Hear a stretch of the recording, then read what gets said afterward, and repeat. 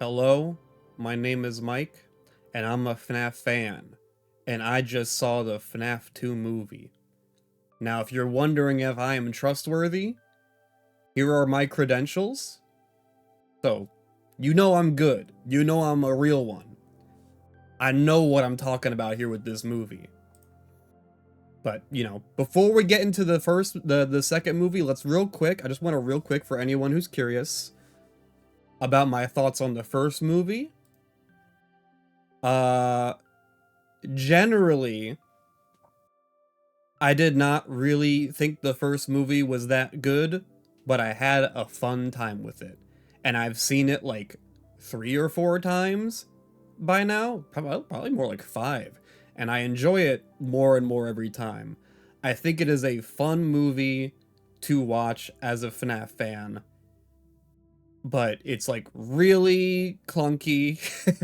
It's got some really clunky dialogue, some really weird editing choices. They spend way too much goddamn time in that forest. I think like the score wasn't super noticeable. There's a lot of weird choices.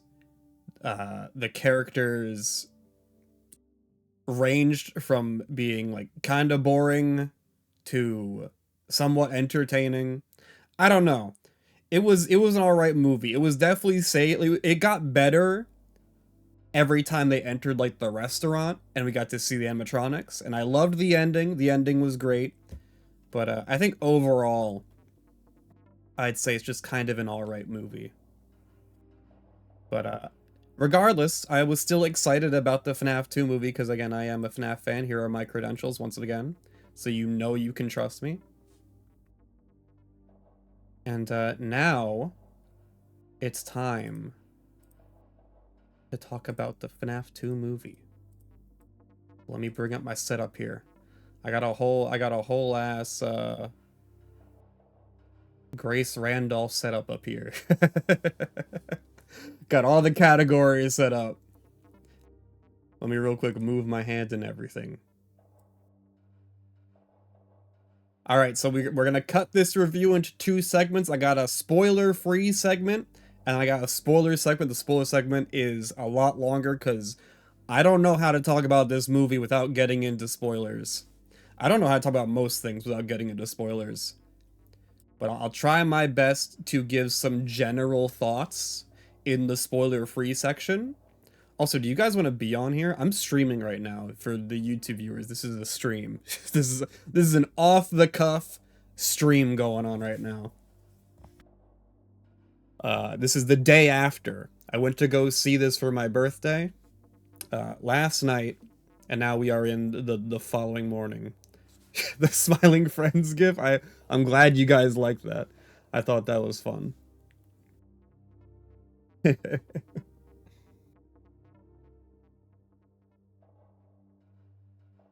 But yes, I saw it last night. I was very excited. I had a fun birthday. And again, FNAF just happens to come out on my birthday, man. Like FNAF 6 came out on my birthday, and I still cherish that game just because it came out on my birthday, and also because it was a cool game. And now FNAF 2 on my birthday. Technically, the release date is today, but early preview nights and everything. So I went to go see it at night by myself. The theater was mostly packed. Again, for the front seats were empty, but everything in the back was pretty packed. Groups split up by single seats. I will say the energy of this movie, at least in terms of the theater experience, wasn't as strong as the first movie. I think the first movie, the energy going into it was like a lot more excited. Whereas this one, I feel like the audience wasn't super reactive, except for one part, which I'll get into, and it was like the funniest and probably my favorite part of the night. We'll get into that though in the spoiler segment. Alright. So, let's start with the first talking point. Is the movie scary? This is something that they're really talking about in the marketing. Every single preview and trailer and interview is them really trying hard to convince you that this one, we've heard the feedback. We've heard the feedback that the first movie was not scary enough, so we made this movie scarier. Is FNAF 2 scarier? No. No, wasn't it? Not at all. It was basically the same as the first movie in terms of scares. I don't know why I don't know why they thought this movie was scarier. It was, I'm telling you, again without getting into spoilers, it was basically the exact same type of horror as the first movie. You know, just like shots of a thing standing, jump cut to it moving, loud sound effect. That was the horror. I did see they tried to do something a bit earlier on with like the marionette with the music playing. And that was kind of cool, but it wasn't scary. It was definitely atmospheric and I liked it, but it wasn't really scary. I didn't really find a single part of this movie scary. I didn't even see, like I think yeah, what Tibet said, I think it's even less scary than the first one. Cuz at least with the first one, I got a little disturbed when Chica was trying to like put Abby in the spring lock. I'm like, "Oh, I don't like watching that. That's kind of upsetting." Nothing really like that in this one. It was and I guess to be fair, that does make it, I guess, somewhat accurate to the source material, because if you know the games, you know that FNAF 2 is iconically not as scary as the first game. And a lot of big reason why is because it's a lot more chaotic and hectic, which is also what this movie is. However, do I think you should see this in theaters? I think if you liked the first movie and or are a FNAF fan, or even if you were like kind of like in the middle on the first movie, I think yeah. I think yeah, you should go see it, because I got some okay. Let me get some general impressions out of the way. I had a good time with this movie. I came out of this movie very excited to just talk about it and gush about it and talk about all the little aspects of it. I'm not a professional movie reviewer. I'm not even like an amateur movie reviewer, so I'm kind of gonna like jump over my words a lot here. I hope you guys don't mind. I might bounce back and forth between topics a lot, but generally, I had a really fun time with this movie. And I know fun is like it's not the most exciting word here. I saw someone post that last night, like if the thing you have to say out of coming out of the movie is yeah, it was a fun time, that's not like glowing praise. But there is more. There is more to this movie that I liked than just being a fun time. And we'll get into that in a bit once we get to like the spoiler section. Again, I don't know how I'm going to talk about this without getting into spoilers, other than just being like, yeah, there was this part that I thought was kind of cool. One thing that I do like that is kind of hard to like nail down and like really articulate is that this movie, FNAF 2, it definitely feels more like a FNAF movie than the first one. Just like the way, and this is kind of this, I have to imagine this is why critics didn't really like this movie very much, is like the movie feels like how the games feel in terms of how it paces itself and tells its narrative. It's a lot of just like really like segmented moments that are meant to like kind of clue you in on various aspects of things that are happening within the story. There's not really like they do a good job of making sure everything makes sense. Like this thing leads to this thing, which leads to this thing, which leads to this thing. But I think the reason it has a very disconnected feel is because the characters are, how do I put this? There's not as maybe I'm crazy, maybe I'm wrong here, but I feel like there wasn't as much dialogue in this movie as there was with the first movie. Characters do just kind of just like move around a lot and do stuff without really talking to each other that much. There's like the first movie had a lot of scenes where characters kind of sit down and talk amongst each other about things that are happening. But in this movie, it feels like the movie's constantly trying to push characters to do things rather than to communicate between each other. Um, and so you'll have these scenes where a character sits down to talk to another character, and one of the characters will drop their story, their part of the narrative, their lore, or whatever, and then the other character will be like, "All right, got what I need. I'm gonna go." It's like, oh, okay. Did you not want? Or do you not want to have like a relationship with this person? Do you not want to talk to this person? Do you not want like any kind of witty back and forth?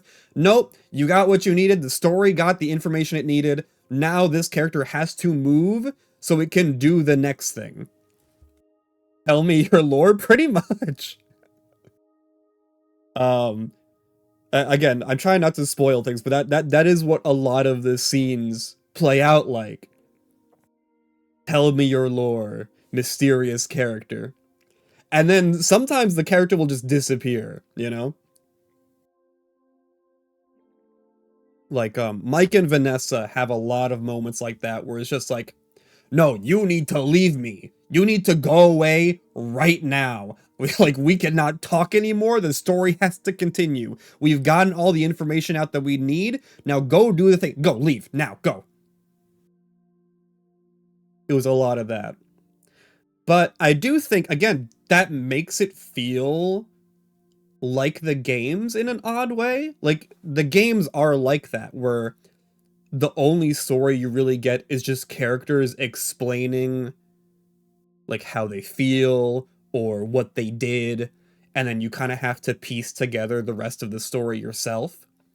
I'd be super interested to see like what people with an open mind who don't know like the broader lore of the series think about this game. Like I wonder if there are people out there who don't know the game lore who are like saw the first movie, because I know there are people who don't know it who saw the first movie. If they go into this next movie, are they going to be interested in like piecing together things? I'd be very curious to see, because obviously as FNAF fans, we're gonna start piecing stuff together. What's up, Lobster?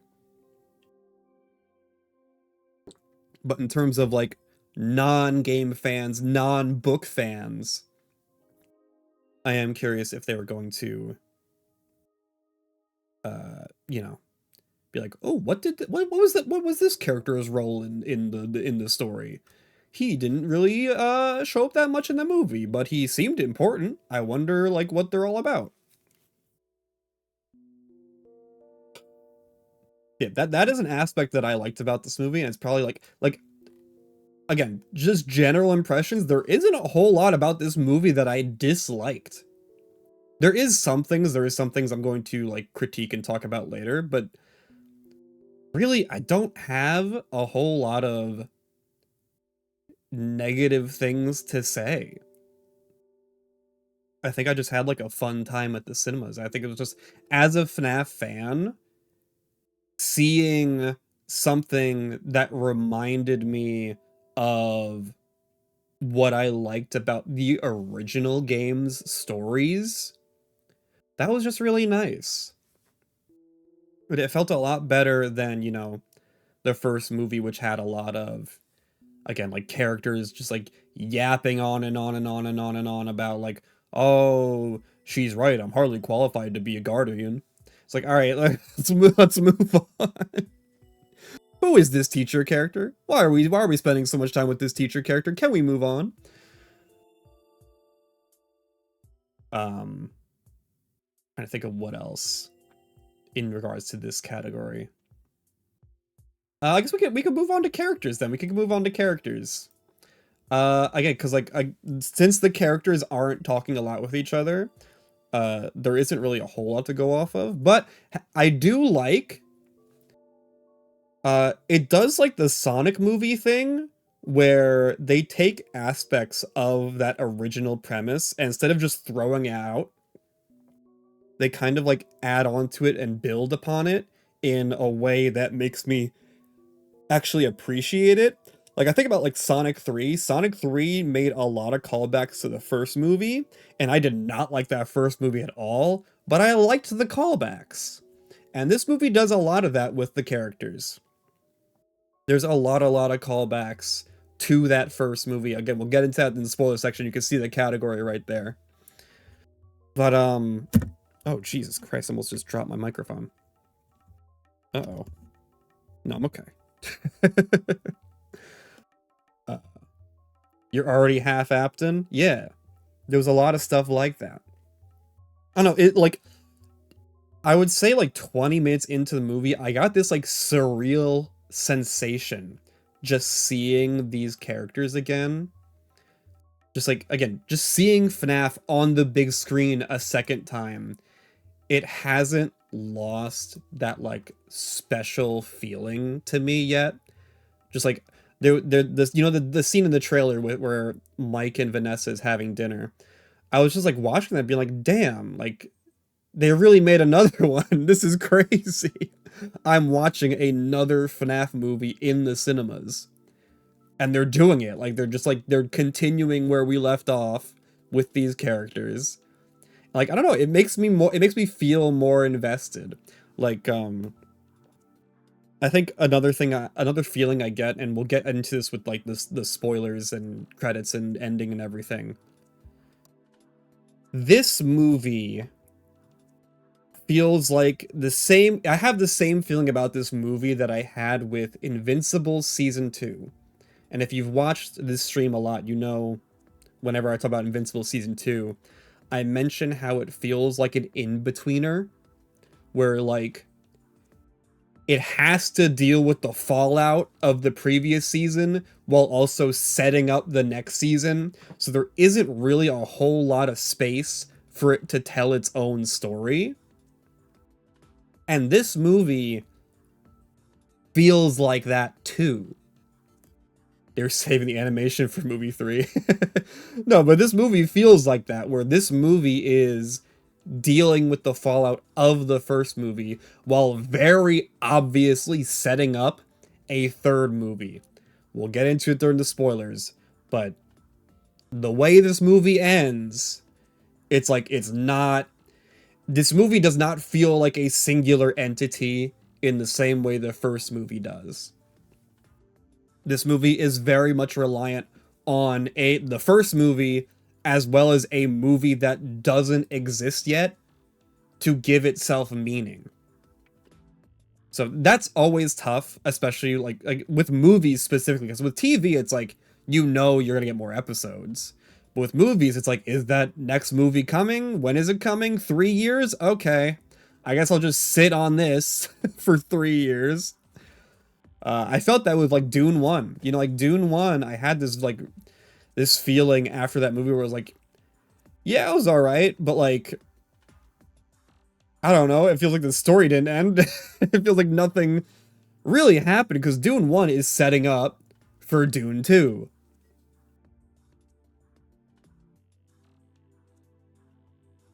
Ugh.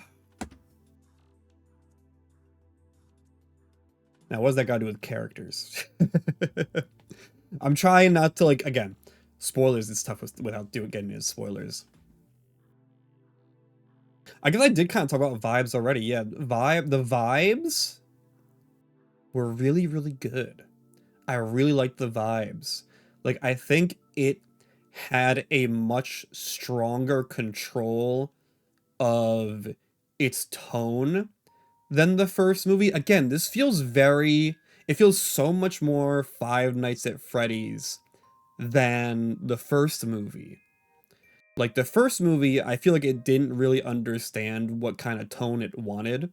Like there were moments where it felt like FNAF, but then there were moments where it felt like just like a really bland drama film.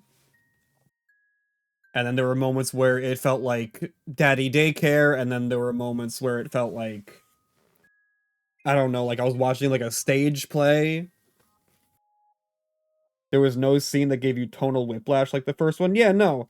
Like the tone felt a lot more consistent, and I appreciate that, especially with like I feel like that's something that video game adaptations have gotten really bad, is like making this cohesive package. Like even like from this year, the Minecraft movie had a really big tone problem. Like the first act of that movie is a completely different movie from the rest of that movie. Although some people like the tone of that silly scene in the first one. I mean, I like it too. I do like that silly scene in the first movie. It's going to be weird to go back to this first movie once the second one is like more solidified in like the culture, just because it does feel so much less in control of its tone, of its vibe. Sometimes it feels really dark, sometimes it feels really like lighthearted, which, okay, it isn't a negative necessarily to have such a flip-flopping tone, but I do prefer what this second movie did. Um, Especially with the Five Nights at Freddy's scenes. Like the Five Nights at Freddy's scenes in the first one just felt like a generic horror film with Five Nights at Freddy's characters kind of put atop. Whereas in this movie, every scene that is like meant to evoke the game actually does feel so much like the game. Even the bits that aren't explicitly doing like gameplay, like spoilers, I guess, for when we get to the spoilers section, but you saw in the trailer. Mike plays FNAF 2. He plays FNAF 2 for a little bit. You saw in the trailer, so I'm not gonna consider that spoilers yet. Um, and yeah, it feels like the game in that moment, which you never really got in the first one. Like even when in the first one, when characters were like checking cams and whatever, it never felt like the game. But even like besides that part where Mike's playing FNAF 2, there's a moment set in like the past that really it felt a lot like Into the Pit in a way, with the way like the Spring Bonnie kind of like lurked around the restaurant and led kids away. It was really, really well done and it felt like what I wanted to see more of in the first movie. Oh yeah, I guess since we're getting into it, do you guys want to get into spoilers already? I will talk about spoilers, but I will try to be, because I know like it's literally day one, and I know a lot of people in here maybe don't want to see spoilers. I will try to be not super descriptive, but I will talk about stuff. If that makes any sense to you.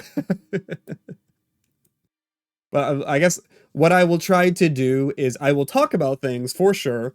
I will be upfront about what happens, but I'll try to be vague whenever I can. So the opening of the movie takes place in the past. This is with Charlotte, who, as we all know from the book trilogy, the character Charlotte ends up becoming. Actually, I don't think she ends up. Who does Charlotte end up becoming? No, that's Charlie. Never mind. I'm getting Charlie and Charlotte confused. Charlotte's the puppet. Spoilers. You're in the spoilers section now. Charlotte's the puppet. Um, and the opening bit of the movie kind of goes over like who Charlotte is, her relationship with Vanessa. Charlotte and Vanessa knew each other as children. They were actually close friends, and what the opening is basically the night or the day that Charlotte becomes the marionette. So I keep calling her puppet. It's the marionette, who I think like I guess the marionette is a woman. I never like knew what their gender might be. But I just figured we always called the marionette a girl because Charlotte's a girl and Charlotte is possessing the marionette, so the marionette's his girl. But no, apparently the marionette, the character, is also a girl. Um, and I thought the entire sequence was just like super duper engaging. Just like I think the acting and the cinematography and how everything was just like paced was so strong. And again, every moment with like Spring Bonnie was so like pitch perfect to what I would have wanted it to be, that I was just like I was geeking, man. I was so excited. Like, ooh, I'm watching the movie. um I think Charlotte's character, we'll get into Charlotte's character in a bit. You know, I'm gonna have a whole section on characters later on. But I think it really sets up her character super well. And it sets up like just the specter of William Afton, who we kind of feel throughout the movie really well. Um I will say though, what was he doing to that other kid? So in the movie, like, so he takes a kid away and Charlotte notices and she tries to like run around to get like anyone's help. And apparently uh, the movie takes place in Derry because every adult is just like, they see this child like in major distress and they're just like, piss off, kid. And so Charlotte has to go after the kid herself. And so she finds Spring Bonnie, who is like washing his hands. He's washing his hands, and she sees the kid who is like laying on the floor and like picks him up and brings him back out to the party room, and he's just like fine. Like she's holding him in her hands, and then she like drops to her knees, and the kid just gets up and walks to his parents. Uh, it was very, very odd. I'm not sure what did William do to that kid that made him unconscious on the floor? Like, he didn't kill him, obviously, because he was alive.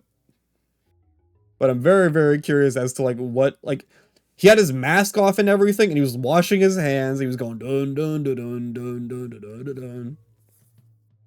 And the kid was just fine. But Charlotte was not. I did like the kind of, again, this is a PG-13 movie, so they unfortunately can't show like gratuitous violence.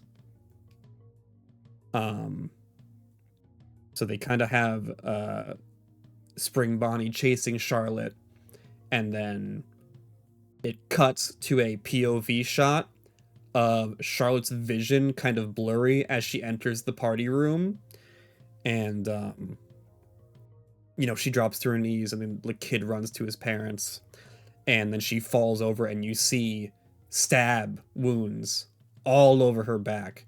It was honestly a little shocking. Honestly, I wasn't sure if they were gonna show the damage. Um, but yeah, you feel really bad for her, and then she falls through the. It was very odd. It was very surreal. I got like fucking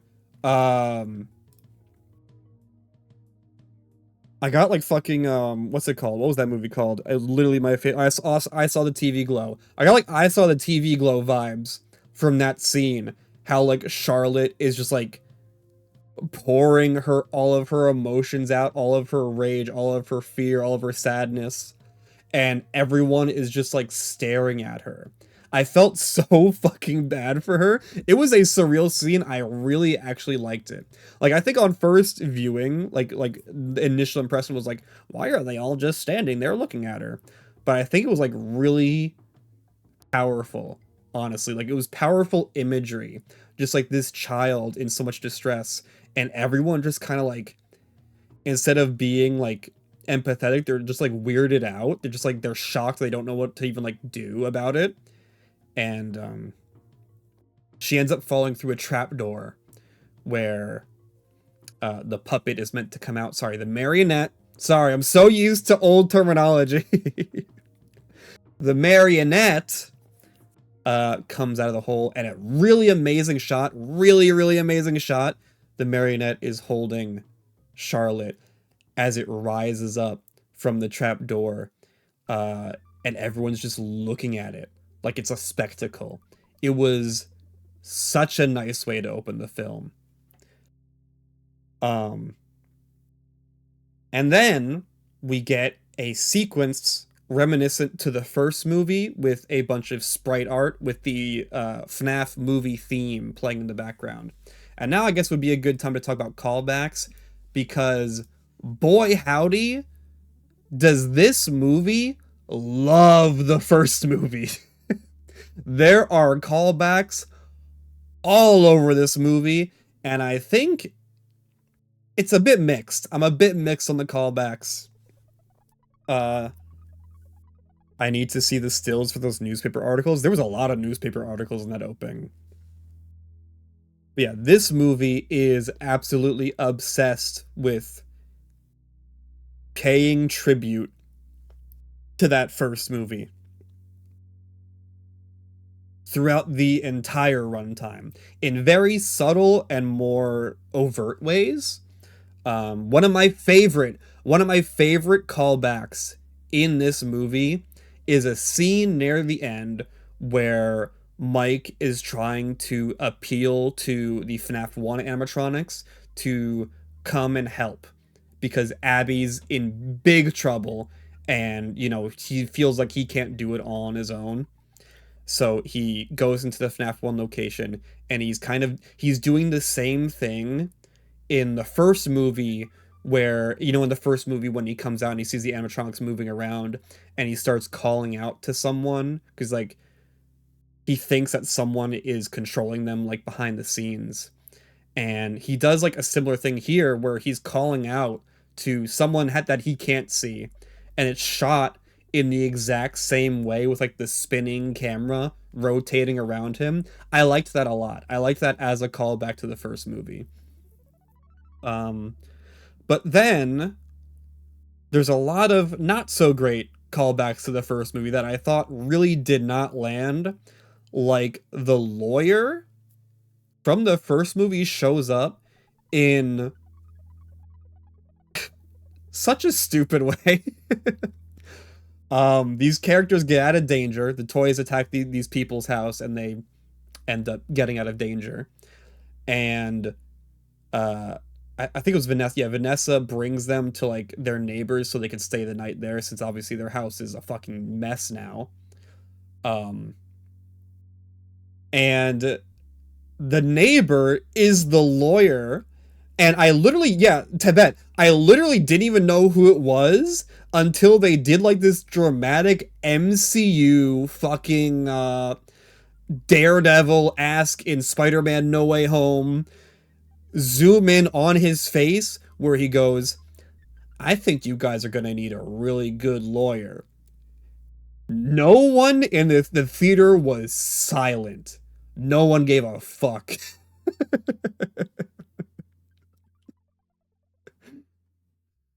I think at most I raised my hand and made like a winced, confused expression. When that comes out on digital, I'm adding the Better Call Saul theme to that scene.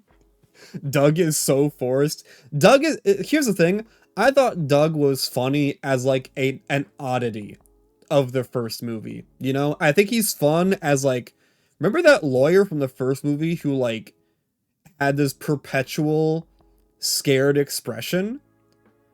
You'd be like, yeah, that was like funny, but you don't want to ever see him again. um and there's quite a bit of that. Like I think there's a lot of things that the first movie did that I think worked that this movie, again, it's the callbacks, I don't think does as strong. Like even the opening, I feel like the opening was not as strong here. I didn't like the song as much. They did remix the song, which I appreciate.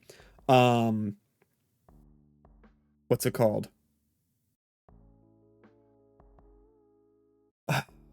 Yeah, the song. They remixed the song, so it's not the same exact song. But I didn't like how they remixed it.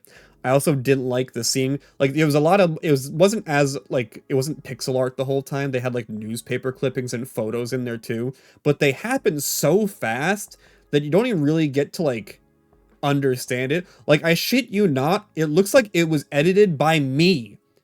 Do you guys remember the Switch Awards? It looks like that was me doing that. Because that's how I edited the Switch Awards. Like, literally the entire time I'm watching it, like, isn't this what I did when I did the Alterna logs? That's all I could think that whole time. I couldn't even, like, enjoy it. Maybe I'll enjoy it more on, like, repeat playthroughs when I... Repeat playthroughs, good lord. Repeat viewings when I can actually see the newspaper clippings. Yeah, I didn't like that as much. And this kind of gets into cameos, not really, though. But, and it kind of gets in the credits, but not really, though.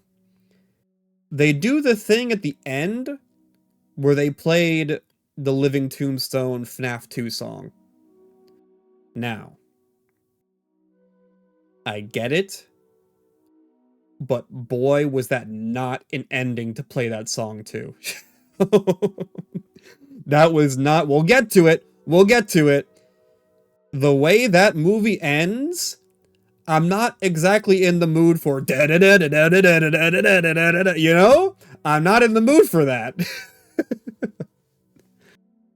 And also, does that mean Die in a Fire is gonna be at the end of the FNAF 2 movie? God, I hope not. That song is not very good. I do not want to hear that song at the end of the fucking FNAF 3 movie. Look, man, if you're gonna do a fan song for the FNAF 3 movie, do Salvaged or something. You know? That'd be good. Do Salvaged? There's no escaping it. It's so over. It's so over. Oh, man. Yeah, some of those callbacks weren't great.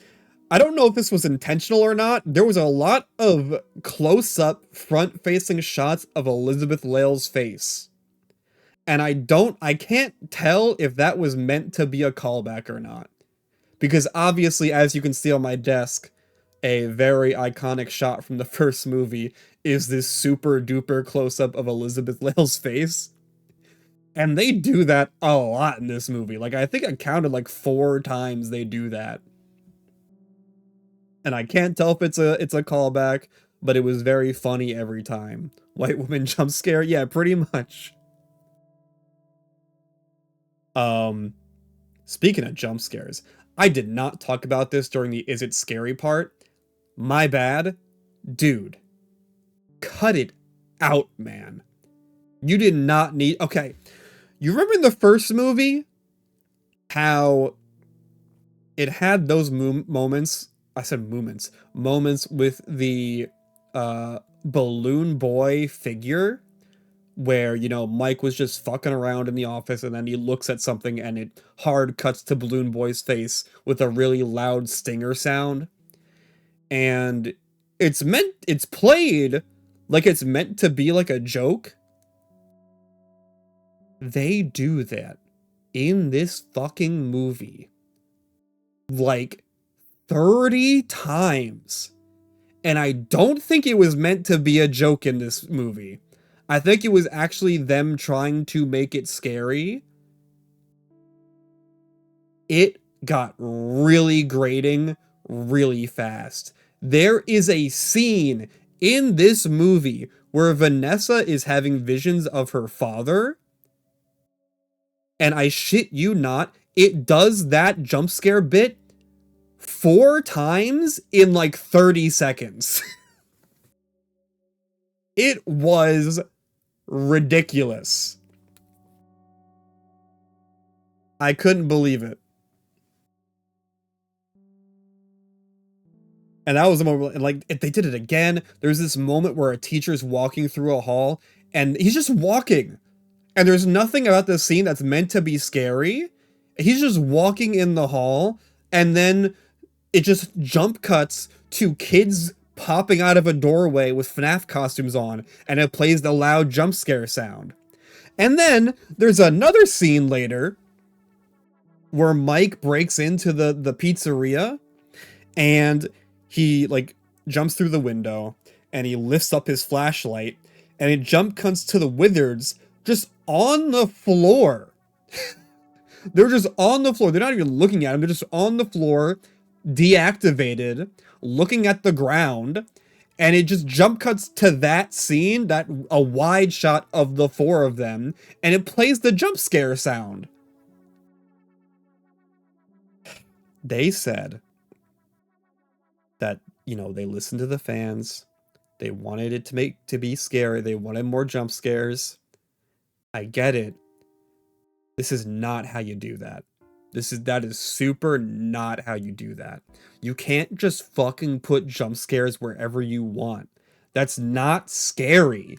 That's not scary. It's also not even like, it's not even like a jump scare. Cause like, I'm not, the jump, you need to have tension before the jump scare. If there's no tension, there's no release. But yeah, none of the jump scares were scary. None of them were shocking. They were either funny or annoying. Can you add jump scares in this review? I was literally thinking about making an edit of the first movie. Where I had this idea where it's just like this scene where Vanessa's talking to Mike, but like every 3 seconds I would just play like a transparent gif of the Springtrap jump scare from FNAF 3, because that's literally what happened in the fucking movie. That's literally what happened in the movie during that one scene with Vanessa. It was that was probably that was one of the biggest negatives of the movie, is just the frequent and grating use of jump scares. Especially since I think, like, I'm a FNAF fan. Obviously, here's my credentials. You see it? I don't like the jump scares. I don't think I've ever liked the jump scares in this series. And I think, if anything, they've only gotten more annoying as the series has gone on. Like, in the beginning, it was fine, because it was like, it's a failure state. It's meant to relieve tension and get you back into the game over screen as fast as possible. That's fine. I like them as a gameplay device. I do not like jump scares for jump scares' sake.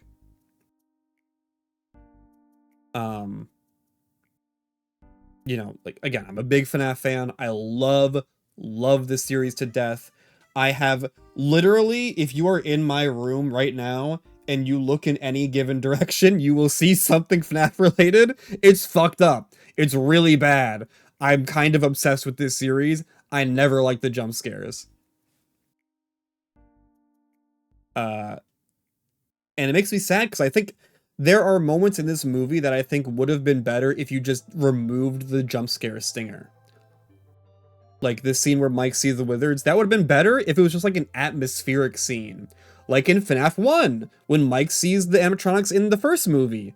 How it was like this really just nice, quiet scene where nothing scary happens. It's just atmospheric and like, ooh, spooky.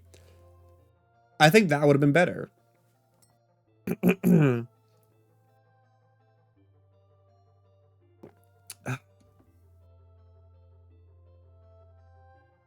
But yes. Alright, let's talk about cameos. So cameos were a big part of the first movie. It's a part of the first movie that I really liked. And I really liked it because, to me, liking FNAF and being a FNAF fan,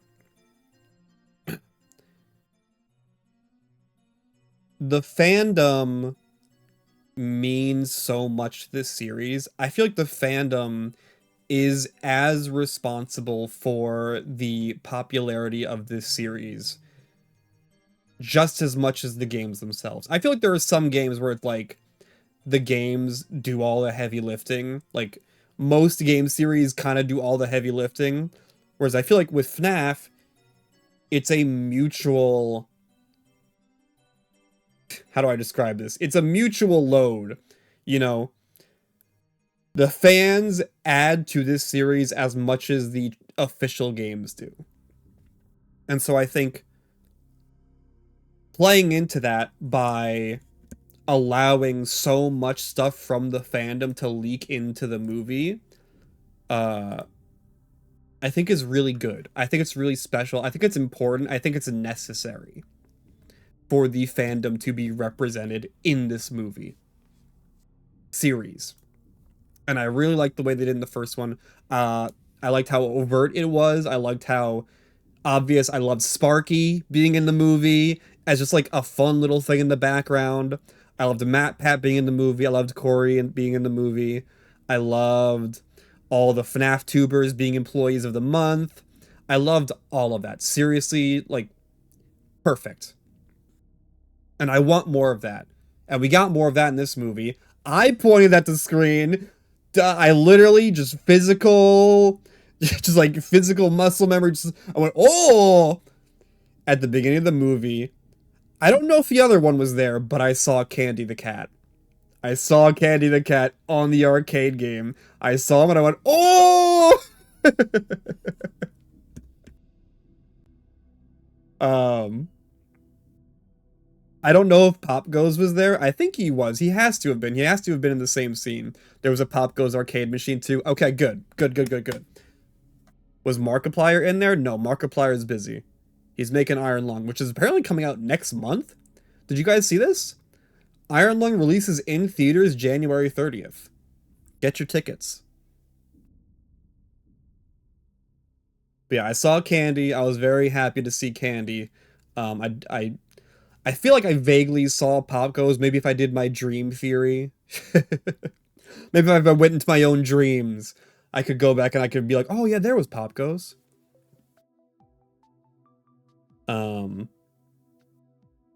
And then, okay, if you have not seen this movie,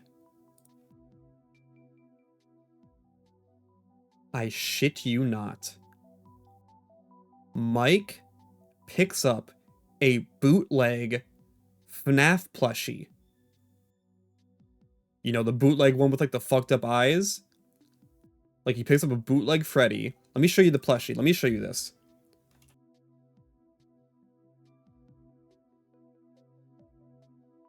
Let me see if I can find it. It's like... Yeah, it's this one. Here you go. Hold on. Sorry. Let me just get it. Let me show you. I'm editing this live. He picks this up. And I shit you not. He squeezes it. He squeezes the plushie. And this plays.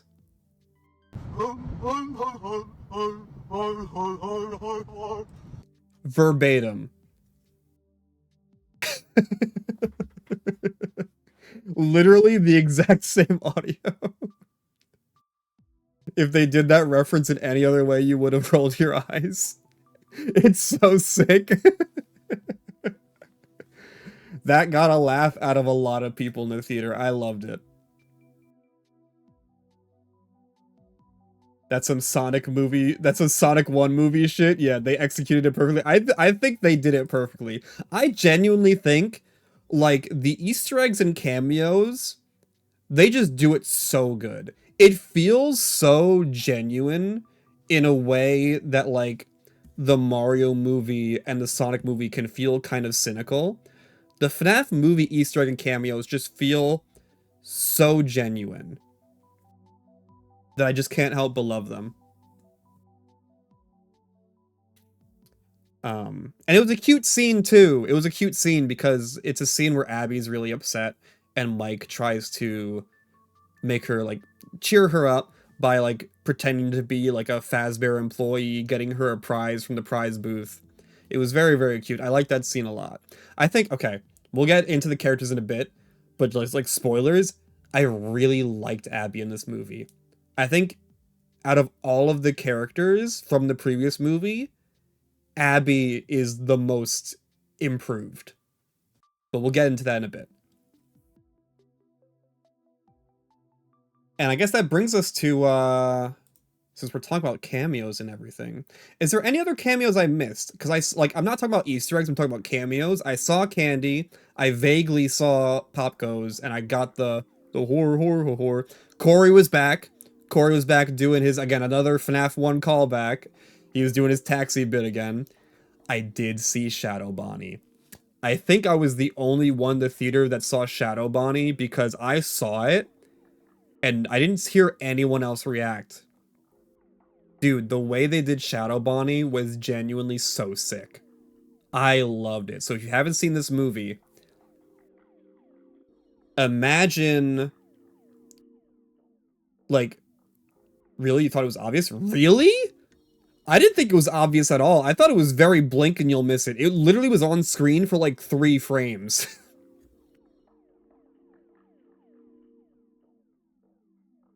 I did not think that was obvious. Like, if I like blinked or like yawned, I would have missed it. But I'm very happy I didn't. Like, there was like, even for a second, like, I was like, sitting like, did I just, was that, like, am I seeing things? So, because I was going crazy all day. Like, literally leading up into this movie, I felt like I was going crazy because you know this sound effect? Hold on. FNAF 2 cutscenes. The FNAF 2 cutscenes. You know the sound effect that plays. Hold on. Not this. This. This sound. This. I was literally hearing that in my head all day. I don't know why. So, like, for a second, I'm like, am I going crazy? Would be a really funny thing to hallucinate. I got a FNAF brain, bro. You guys remember that one Cartoon Network movie where the kid, fucking gets a brain injury, so they replace his brain with Walt Disney's brain, and he starts seeing cartoon characters? That was me. That was me yesterday. I got FNAF brain.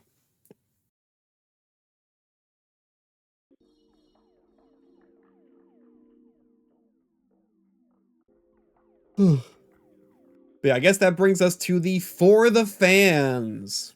This is something you'll hear a lot when it comes to not only the people that makes this movie, but also the fans themselves, that this movie is for the fans, guys. Don't listen to the critics. It's for the fans. Now, I do have to say, if they're gonna say that, I appreciate that they actually stick to it. These movies do genuinely feel like they're for the fans. It's not like the Sonic movies where it's like, it's for the fans. Doesn't play any of the music from the games, completely butchers the characterization of the main character. Like, at the very least, the FNAF movies do feel very genuine in their interest into pleasing the fans. A lot more than most other adaptations do. Now, does that make it a good movie? Not necessarily, but it does make it a fun movie if you're a fan of the source material. It does make it I shouldn't just say fun. It was an enjoyable movie. I felt things. If you don't know the lore, the finales of these films gotta be mad confusing. Yeah. I do wish, even though I do enjoy the second movie a lot, I do wish they tried a little bit harder to be a bit more inclusive to just like the normal movie enjoying person. And like I do like I don't know how to do this. There are some pieces of media that I feel like are basically impossible to review just because their goals are so antithetical to the standard media review process. You know what I mean? Like, like there's certain pieces of media where it's like, how the fuck do you even like it's my job to review movies. How the fuck do I talk about this? That's what this movie feels like. It feels like something that was not meant to be seen by film critics. And not in like a, oh, it's a bad movie, so film critics should like be like, well, not that it's a bad movie. Like that it's okay that's a bad movie because we love our fucking Freddy Fazbear. But in the sense that like again, if you do not like the source material, there's not going to be much for you here. It would be nice if the films could double as a for fans and explaining just enough to intrigue newcomers. Yeah, because like you can do both. You know, Miguel O'Hara tries to tell you you can't do both. You can do both. We've seen adaptations do both from all mediums. People, generally speaking, like Sonic 3. You know, Sonic 3 is very good at pleasing both fans and general audiences. Cyberpunk, fucking Arcane Season 1. You know, you can do both. Um, and I do wish this movie tried a bit harder to do both. Um, just because, you know, I want more people to enjoy the movie. I would love it if a FNAF movie got like a 70 on Rotten Tomatoes. That'd be nice. It'd be nice just to like be like, hey, you know, our series is pretty cool. Like it's so hard to just like it feels like we're slumping back because I don't want to go back to the early FNAF days where liking Five Nights at Freddy's was like a taboo. I remember those days, man. Like from the early days of the games where like I basically like did not want to talk about Five Nights at Freddy's because it was just like seen as just like this shitty thing that like people aren't supposed to like. And it's like, yeah, obviously I would like these movies to get good reviews because I don't want to go back to that because I like this series. I like talking about this series. You take a 50 at this point? Nah, I think we should go lower. I hope FNAF 3 is literally like an hour and a half of Springtrap walking through hallways. Like literally imagine hold on. Hold on.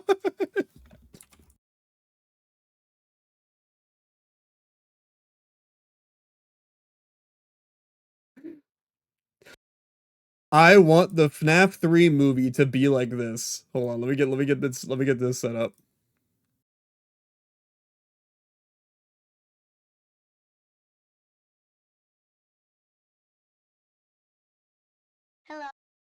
This.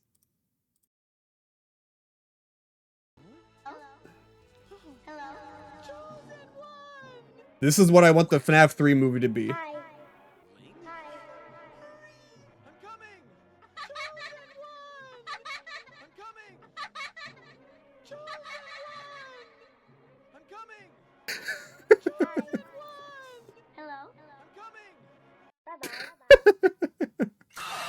Holy shit!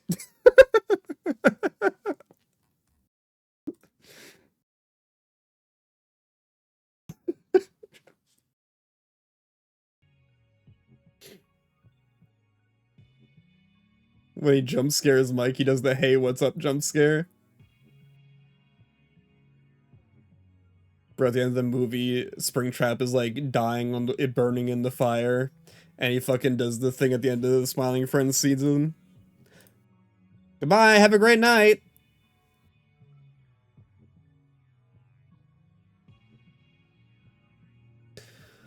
Oh my god. Every time that sound effect played, my sibling pointed to my screen and said, "That's you? That's so cute, because you were dressed like Balloon Boy!" I did like hearing the Balloon Boy sound effects. Bro, we'll get to Balloon Boy. I got the whole segment on the animatronics. We will get to Balloon Boy. Don't you worry.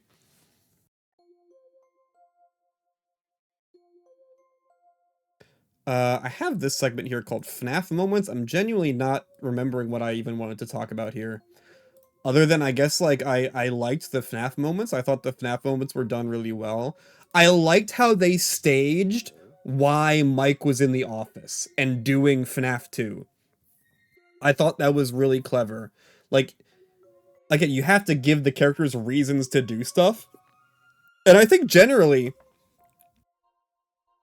I think this movie was plotted really cleverly.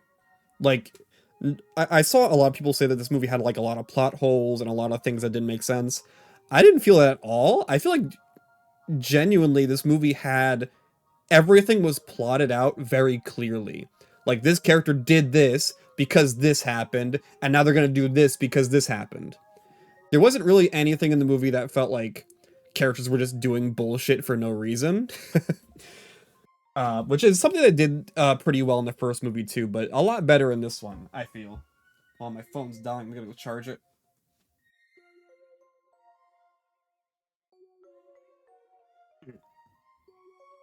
Actually, you guys mind if I take a quick break? I need to get some water.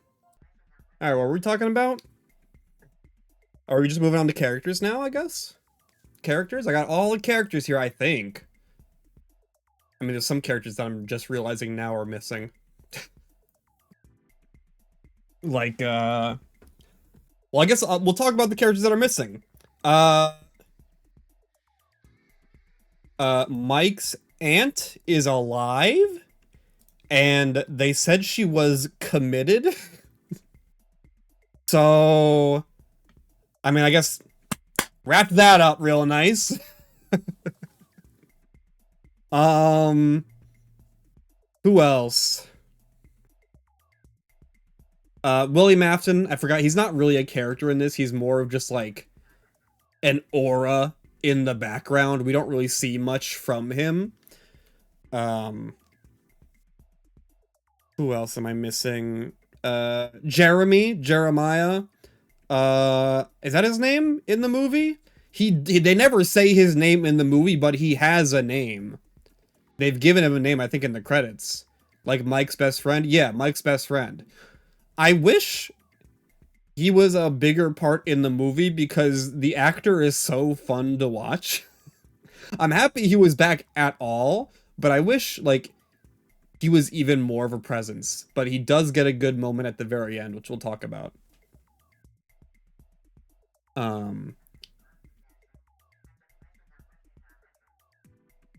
What else? Oh, speaking of callbacks, we were talking about callbacks before. They call back to the asshole joke. They did so many, like, callbacks to jokes. And I think they did work out a bit better. Anyway, whatever. I'm going back and forth a lot. Like I said, this is off the cuff. I've never done this before. You'd like to think he's Jeremy? Yeah, I think he's got to be Jeremy, right? Ooh, I forgot to add...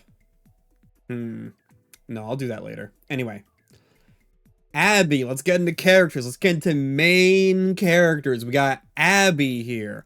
I'm putting Abby first because I think she is the most improved from the returning cast. You know, Abby in the first movie was kind of like a background character. She wasn't really in the movie for most of it. She wasn't really a major until like the very end. Like the third act, she really became like a main character, but until then she was kind of like a side character, more in the background.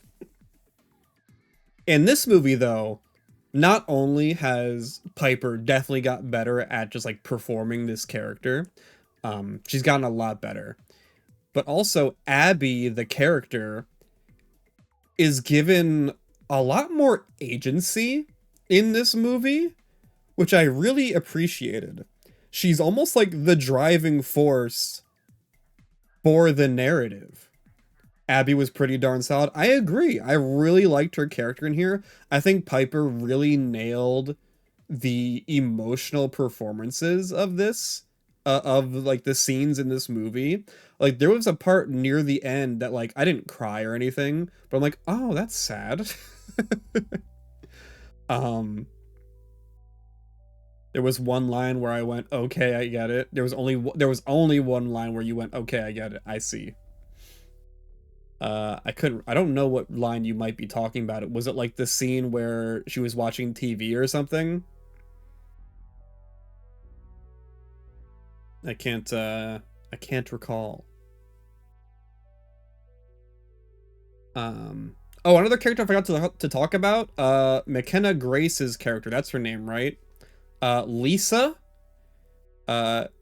McKenna was all over the marketing for this movie, and I was like confused as to why, because in the trailers it made it seem like she was just like a one-off, gets killed by the monster kind of character. And she is, but not really. We'll talk about when we get to Charlotte. Um,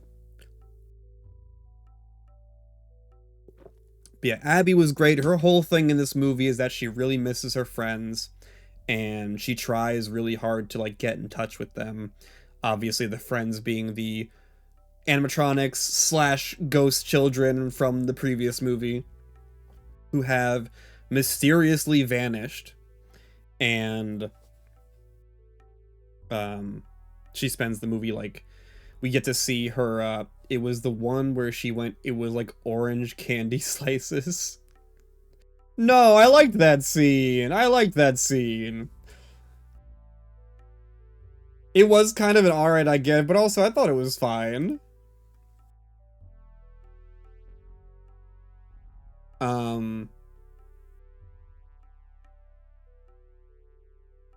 but yeah, I liked her role in the movie. I liked her relationship with, air quotes, Chica.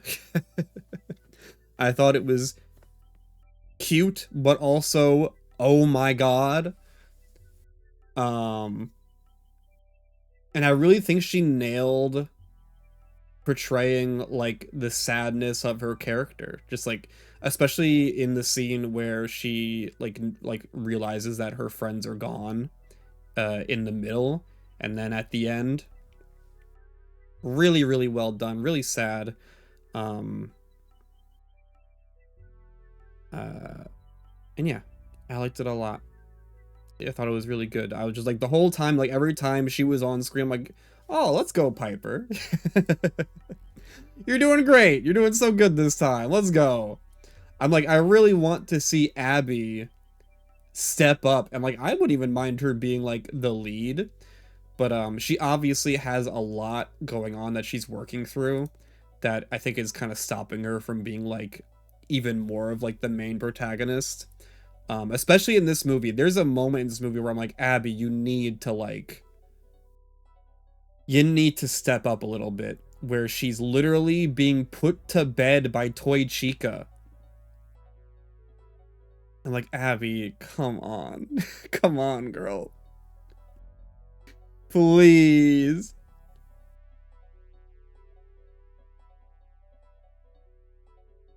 Yeah, we'll talk about that when we get to that Tibet. For sure. Yeah, Abby was great. I'm really, really interested to see where her character goes, especially in the next movie, with how this movie wraps up. Very, very interested to see what the hell they're going to do with her next time, especially because of another thing. Looks around in the closet, looks up. What the fuck? What was that? If you guys have seen the movie, you know what I'm talking about. You guys want me to spoil it? I'll spoil it.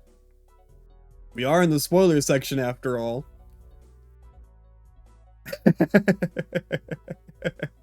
Oscar's crying. Can I go on? You know what? Fuck it. I'm gonna go on a rant. So there's a scene in this movie. We'll get to Vanessa in a bit, but Vanessa's having a fucking moment. She's in like a dream sequence, and she's like hiding in a closet, and she looks up, and the camera cuts to Circus Baby in the closet, and Circus Baby like comes online and just like looks at her, and then Vanessa runs out of the closet, and that's the last we see of her. That's it. That was the only shot in the whole movie. Can we just have a Circus Baby plot again? Please? If you know me, you know my favorite FNAF game is Sister Location. Sorry. I know it's not a popular opinion, but it just is. And I've always felt that Circus Baby got uh so screwed when it came to being the star of her own arc of the story. Because Sister Location happened and set up Baby as this new villain, and I loved her characterization in that game. I like Circus Baby is like a top 3 character in FNAF for me. I love Circus Baby, and I was so excited to see what she could possibly do going forward, because she seemed like crazy as hell. Like super powerful, super manipulative, just like such an interesting character to play with.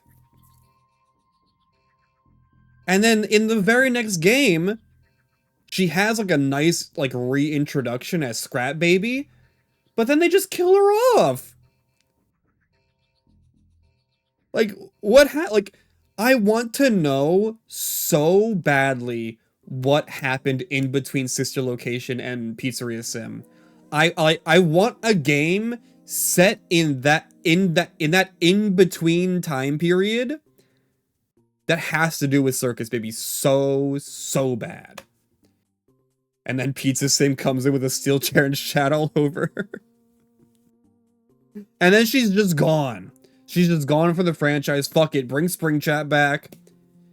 And then Help Wanted 2 gets announced, and they announce it with Sister Location stuff.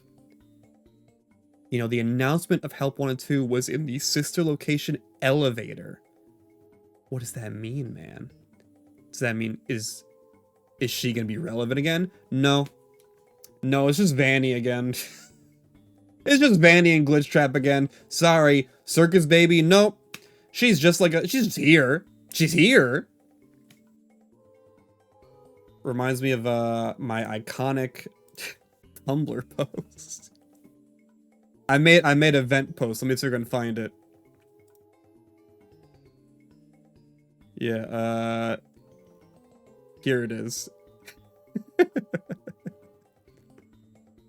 I made this after I played Help Wanted because I was so mad.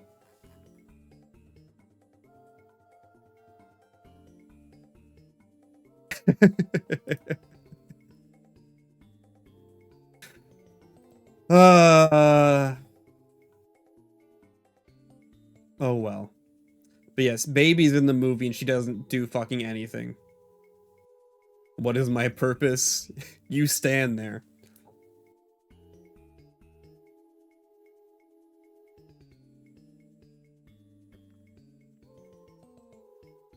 Ugh.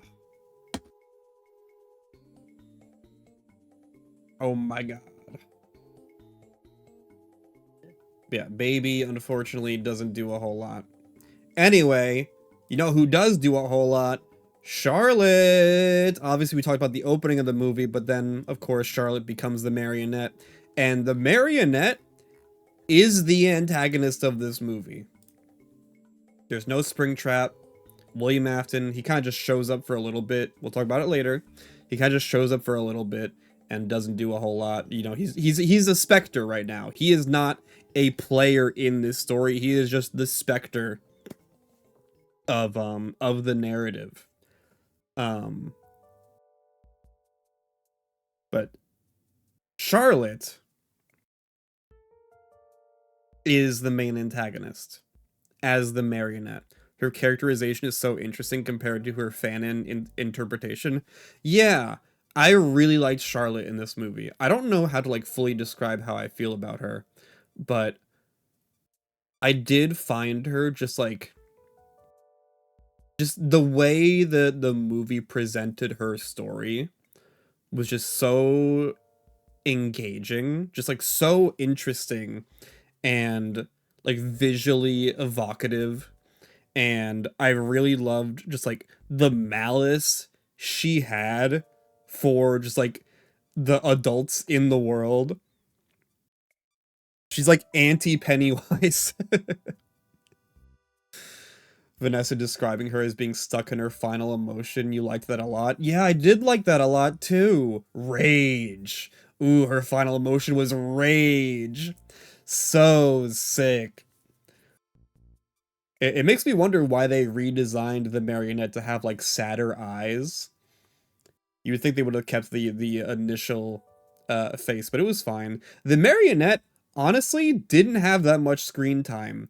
They did this really interesting thing where the marionette kind of like, okay, big spoilers for the movie. Like this is like probably the biggest spoiler for the movie. The marionette can just possess people. She could just go, whoop, I'm in you now. I'm you now. And that is what she does to Lisa, who is McKenna Grace's character. I hope that's her last name. I keep saying it like it is. Um, Possession power certainly is a choice. I mean, I do think it fits with the marionette as an animatronic because obviously the marionette is a puppet. So obviously, giving her the power to puppeteer a person's body is interesting. Um, However, I really do feel like they probably did that because the marionette, they maybe struggled to make the marionette do the things they wanted to do, so they just replaced it with people. And so the marionette possesses Lisa, and Lisa basically just becomes the visual of the marionette. The marionette doesn't really appear much until like a shot near the end. Um, every time you see the marionette after the opening, she is possessing another person, whether it's Lisa or, spoilers, Abby at the very end. And holy shit, did Piper eat up that role? Holy shit, did Piper go absolutely foolish being possessed Abby. That was such a fun sequence of events.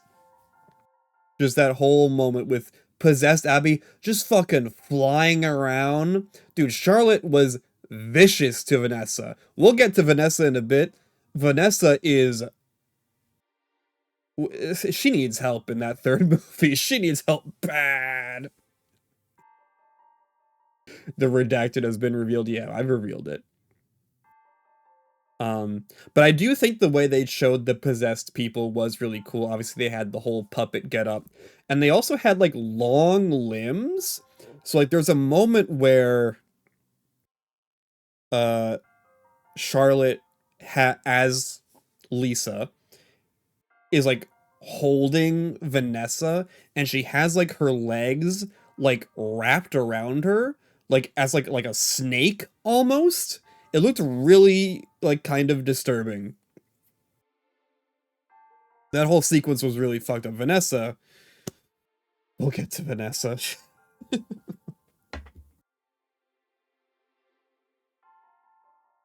Yeah, the way Charlotte's character was done was really great. I'm happy she was the main villain. I'm happy that they really stuck to this idea that the toys were not possessed. And also, apparently, the Wizards aren't possessed. Everything, the toys and the Wizards are all just Charlotte, which I think is really interesting. And I honestly kind of prefer that to the idea of it just being more possessions. Because I think there was like this theory going around, especially back in the FNAF 2 days, that there was like MCI, which was the Missing Children's Incident, which was the FNAF 1 animatronics. But then there was also this idea that there was even more missing children that would have been in like the FNAF 2 Wizards or something. I like this. It's a lot cleaner. It shrinks the world in a way that I really like. I really feel like FNAF, especially since we're doing the classic series first. Like, obviously, I like what they're doing with the FNAF series now, with like building out the world with like Edwin Murray and M2. The DCI is fucking dead, and thank the Lord. DCI added nothing after 2. Yeah, exactly. I'm happy that since, like, again, since we're just doing the first 3 movies, at least for now, that we've shrunk the world even more than even the original games. I'm happy that it's just MCI and Garrett and Charlotte. and that's it. And we don't know who Garrett is, do we? Do you think Garrett is anyone, or do you think Garrett's just... I guess Garrett will just never come back. I don't know. Garrett was complete non-element in this movie, which is kind of a part of Mike's character, which we'll get to.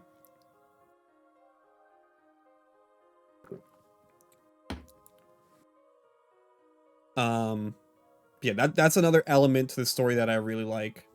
And, we'll talk more about the animatronics in a second. Garrett can be Pan Stan. Nah, but we gotta talk about Michael. Dude, this was the highlight of the night. This was so funny. So, the way Michael gets introduced is Lisa and her ghost hunters are driving to Freddy's. And one of her friends is like, who tipped you off to this place? And I think another character is like, some security guard named Mike. And you're meant to think like, oh, like our Mike from the first movie. Why would he do that? What the fuck? And they drive to the Freddy's establishment, and Mike is standing there, and one of the ghost hunters is like, you must be Mike. And he goes, it's actually Michael. And someone in the very back of the theater goes, no fucking way! And everyone in the theater fucking started losing it. It was so funny. It was my favorite moment of the night.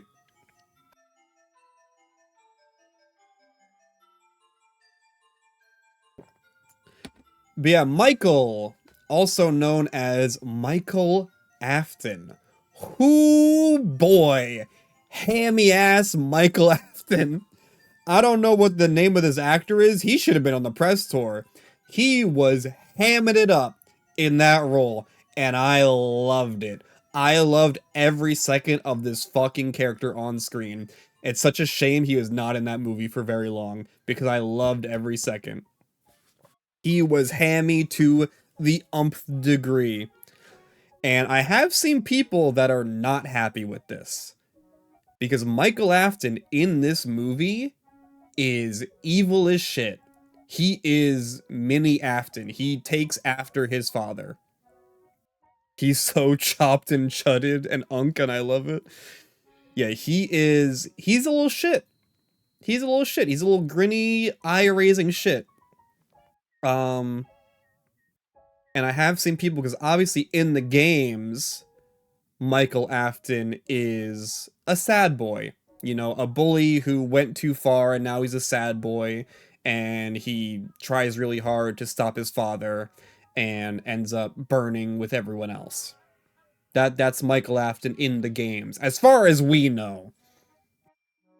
But in this movie, obviously, the whole family dynamic has changed. Now Mike Schmidt is a completely unique character rather than being an alias for Michael Afton. And that means Michael Afton can't be Mike Schmidt. So now Michael Afton he doesn't have that. He doesn't have that motive, doesn't have those aliases. Now he's just Michael Afton. And now he has a different thing now, where he's got like a complex, because something that gets revealed later, and again, we'll talk about Vanessa in a bit. Vanessa's the favorite. Vanessa's the favorite between the two children.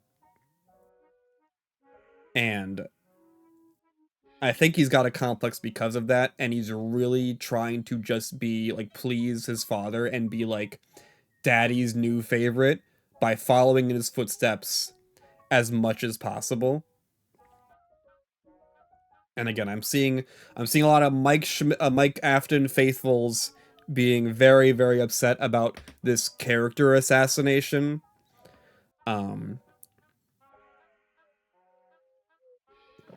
I guess this is just me. I'm not... Well, I am, to a degree. But when it comes to characters that don't really have a whole lot of, like, direct characterization, I'm not really a big, like... I don't have a problem with characters being changed. The only thing I didn't like, literally the only piece of characterization I have not liked between these two movies, is when William Afton takes off his mask in the first one. because I have such this ingrained idea that William Afton is like this big fucking freak that just likes being Spring Bonnie. And so this idea that he would willfully take off his mask in a moment where he's playing the role of Spring Bonnie to be woefully out of character. That's just me though. That's my interpretation of William Afton. I could be wrong. Um yeah, that's how I feel. Um that's the only part in this whole like movie duology that I did not like in terms of character moments. Character assassination and the character has one line of dialogue at his sister location. Yeah.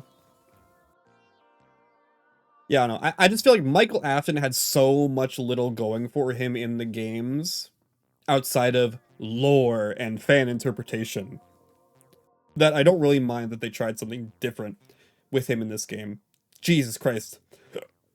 Movie. In this movie. Um, and I thought he was great. I liked him a lot. I liked him a lot more than if he was just like a hero type. I'm so happy they did the split. I'm so happy he gets to be a weird little gremlin freak and he gets to raise his eyebrow and smile and be like, "Oh, welcome back, Charlotte." Ooh. What a little like sweaty, chudded freak. I loved him. I really, really hope he's in the third movie as well. This movie with both Charlotte and Michael went, hey, you know how the fans interpreted these two as perfect little angels? Well, what if that wasn't the case? And I loved it. Speaking of not being a perfect little angel, holy shit. Or should I say, holy Schmidt? Because Mike Schmidt in this movie, yeah, Mike Schmidt's on Chud Watch. Mike Schmidt is on major Chud Watch. What the hell almost made you lose your streak? Hi, Hannah. Mike Schmidt in this movie. So, to describe what he's going through in this movie, obviously in FNAF 1, he gets closure. You know, he's been struggling with the loss of his brother for like over a decade, and at the end of the movie he finally like reconciles with the fact that nah, actually I've come to terms with my brother's death and I'm really gonna, you know, uh like be a better brother because I have a family. It's Abby and we're gonna be a good family.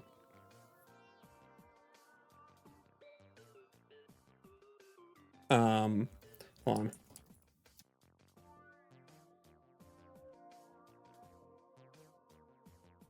on. um Sorry, I was talking to Hannah for YouTube viewers.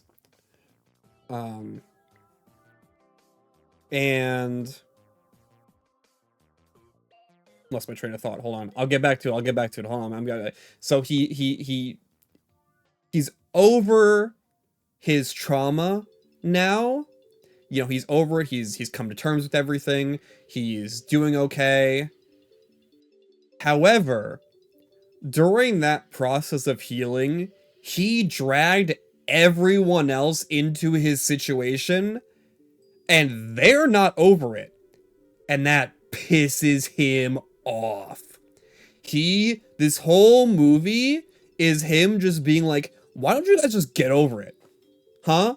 Abby, just get over it. Vanessa, just get over it. Like, I'm over it. Listen, I was the problem to begin with, and I'm over it. So why aren't you guys over it? Literally the entire fucking movie.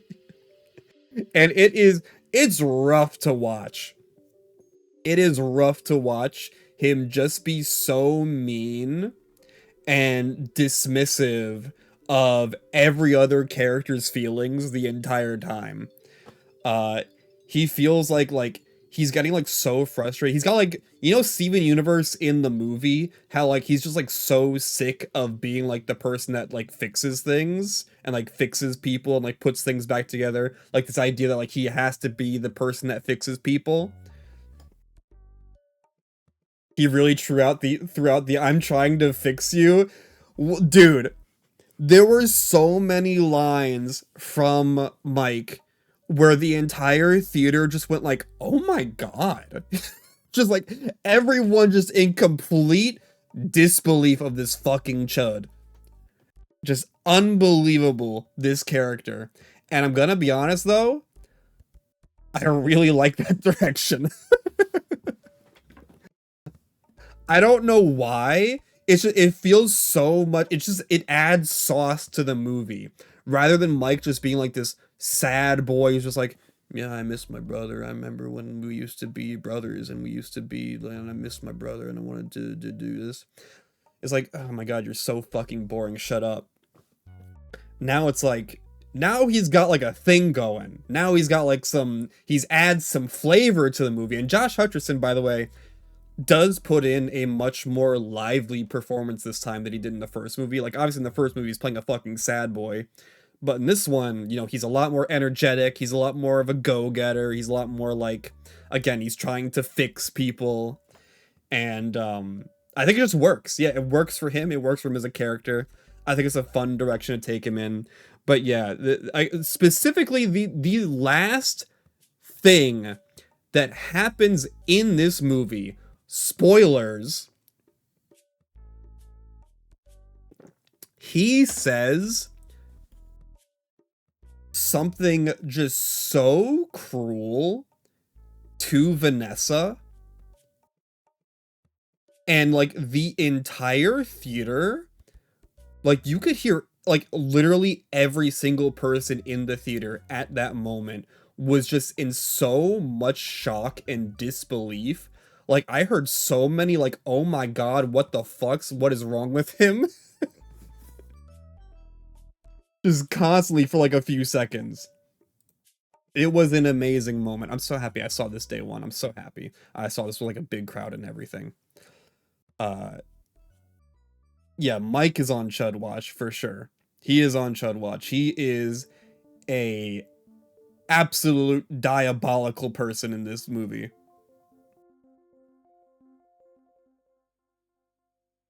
Yeah, it ain't good to be a Mike in the FNAF universe. It is not good to be a Mike in the FNAF universe. They are both little devils. Um, but he's fun to watch at the very least. He's a lot more fun to watch, and he's got a good friend. He doesn't deserve Jeremy.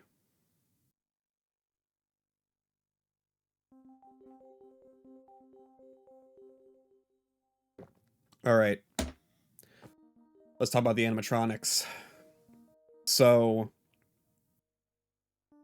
a big issue people are having with this movie is its runtime, and I super duper agree. This movie is very weird because I feel like it doesn't really have a 3-act structure. I think it's just like a series of events and then it ends. It does not have 3 acts. It just is an hour and 40 minutes and then it's over.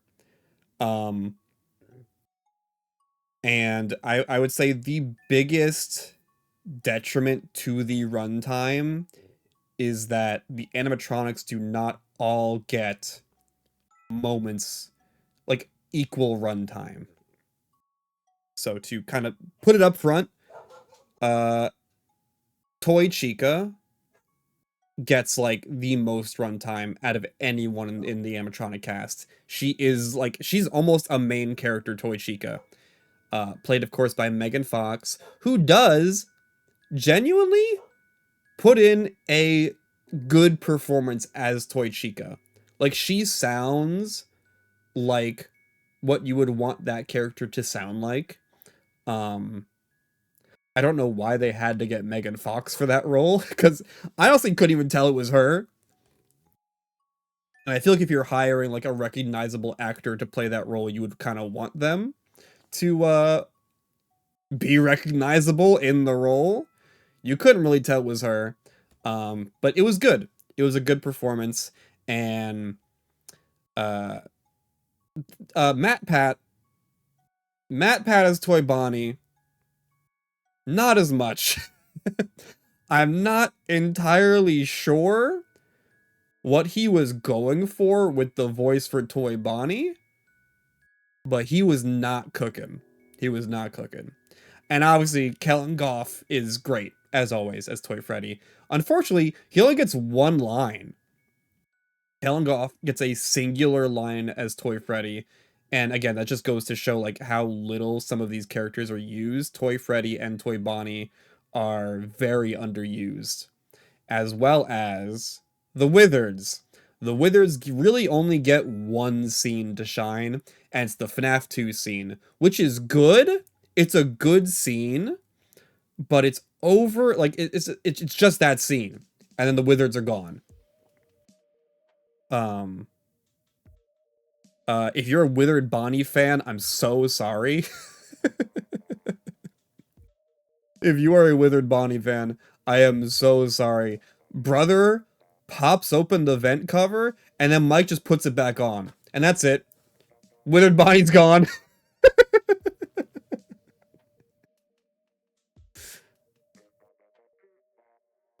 um, Withered Freddy and Withered Chica get a bit more, and Withered Foxy obviously does his whole gimmick of being able to see through the mask.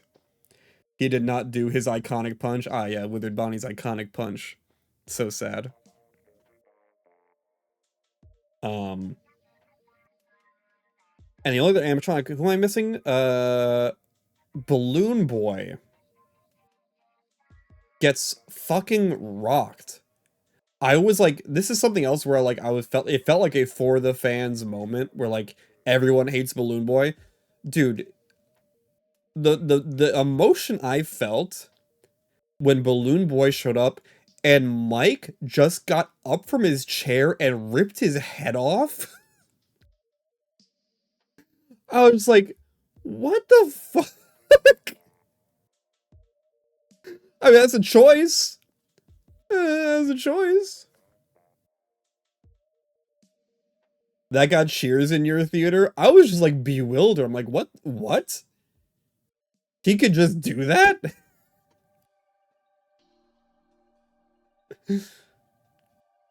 I was disappointed too, because like I really liked Balloon Boy's introduction with like his propeller in the river, and then like you see his face under the water. I thought that was really cool. But yeah, he didn't do anything. He just showed up and just got demolished without any resistance. Seems like a weird choice. Seems really weird to make those animatronics only to not use them. I mean, they were used, just not for very long. Um, and who else? Mangle. I'm gonna talk about Mangle last because that's important. So Mangle's big scene is obviously the car chase, not car chase, but the car moment with Vanessa, and that was actually kind of intense.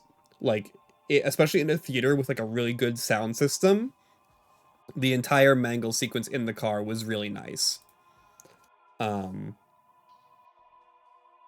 but then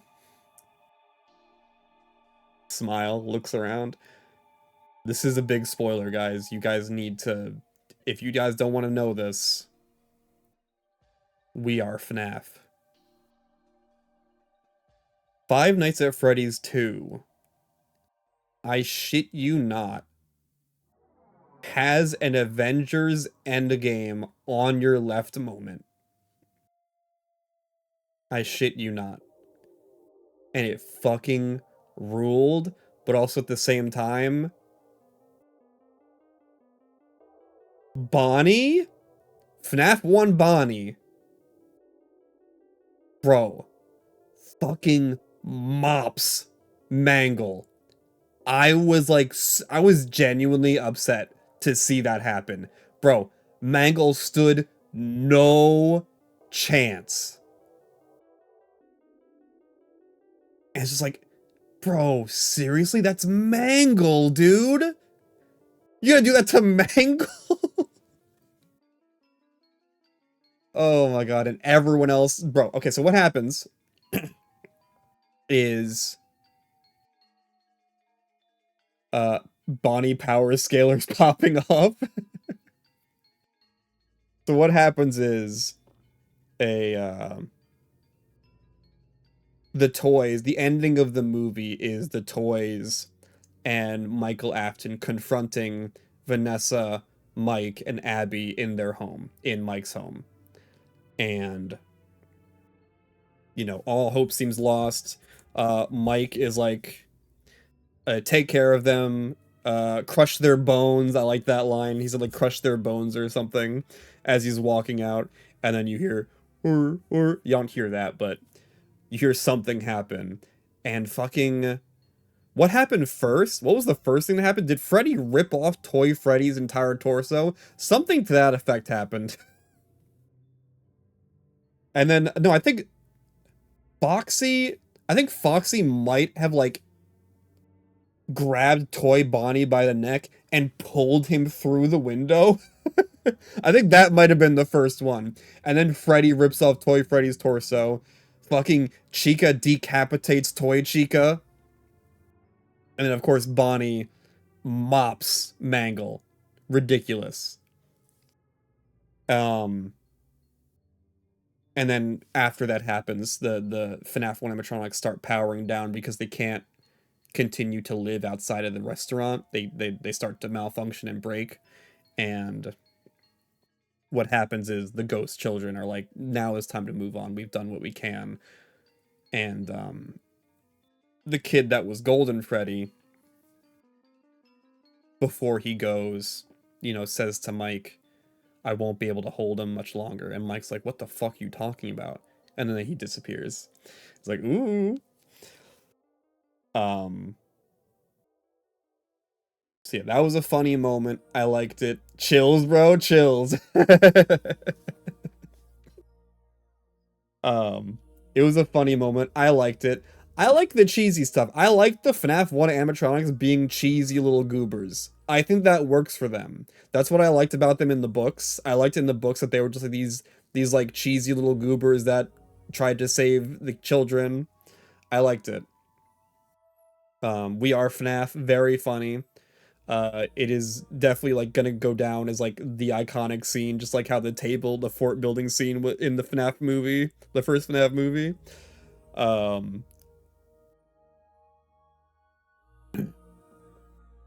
Yeah, let's get into to Vanessa. Vanessa, man, Vanessa's going through it.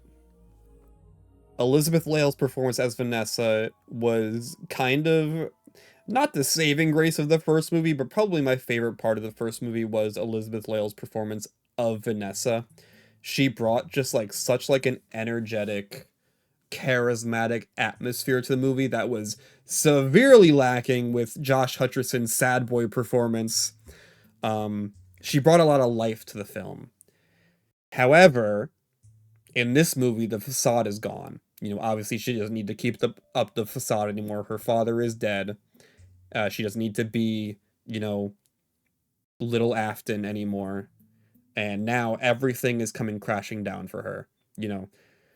Her whole world is like crumbling down. She doesn't know where she fits in with the world anymore. And obviously Mike is being a big old shit and not like treating her like a person and like not like being empathetic to her at all. So she kind of has no one. She kind of has no one to turn to, but she keeps clinging on to Mike and Abby because they're kind of the only ones she has left at this current moment because she's struggling to make connections. She's struggling to live in the outside world. She keeps like having panic attacks because of her father. She pulls a gun on like the this guy at this gym, like her coach at the gym, because she's just having such a hard time. And Mike tells her like, you gotta figure this out. I'm not gonna help you. You kidding? No, you gotta do this. You gotta do this yourself. Here, listen. What I did to solve everything is I just dreamed, okay? You gotta do the lucid dreaming dream theory shit that I did in the first movie. And so she does that. And she has that dream sequence I talked about before that has Circus Baby in it. And it was honestly, it morphed between really good and really bad, like very rapidly. Like there were moments where I thought it was like genuinely like really like atmospheric and moody and good.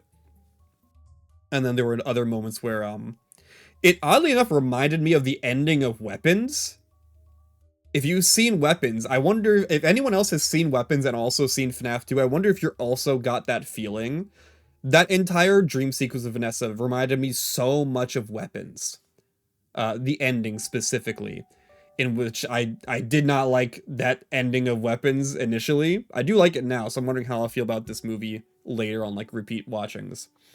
Um, but it was similar in the fact that it had like a lot of weird like editing choices.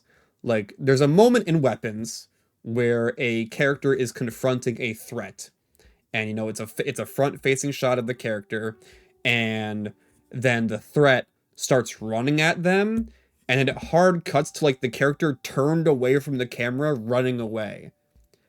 And I always found that shot to be so odd because you don't get to see the reaction from the character to the threat other than like running away. You don't get to see their emotion though.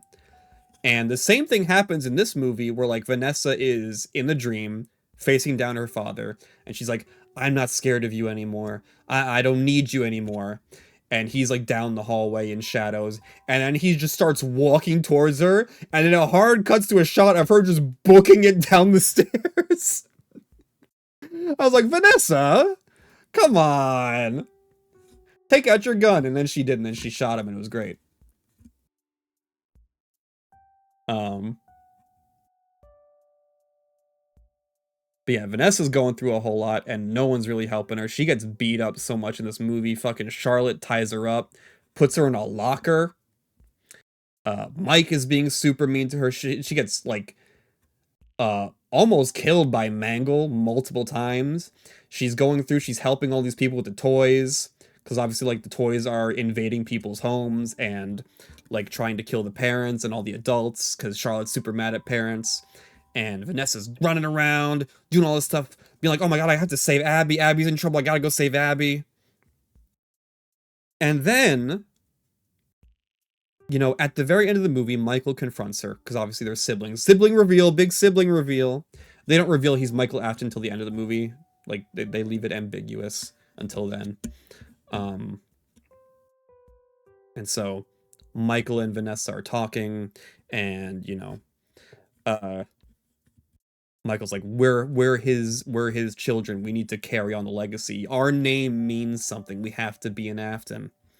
And Vanessa's like, no, I already have a family. Because she's just so attached to Abby and Mike. It's her only attachments in the world right now. And, you know, obviously We Are FNAF happens.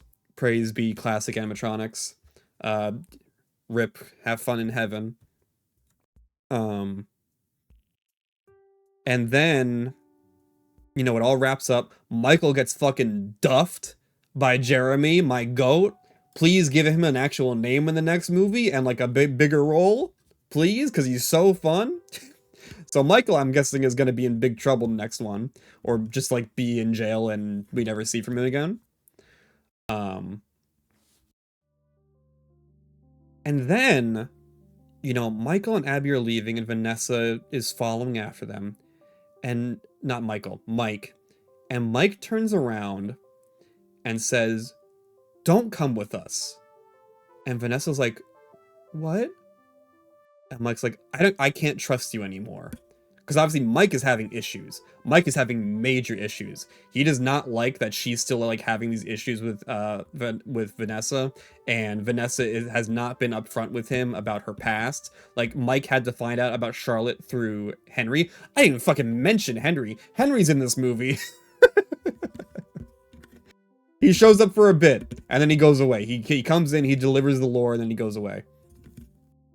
So he had to find about Charlotte through Henry, and he also didn't know about Michael until the very end. So Charlotte kind of erodes his trust, and then Michael Afton showing up at the end kind of completely destroys it. So he tells Vanessa, I don't trust you anymore. And the movie ends with Mike and Abby walking away, you know, with Jeremy to kind of figure out what they're going to do next. and it's just Vanessa in the doorway, just like with this expression of pure, just like, I don't even know what to do anymore. Like, I don't even, like, what, like, that was it.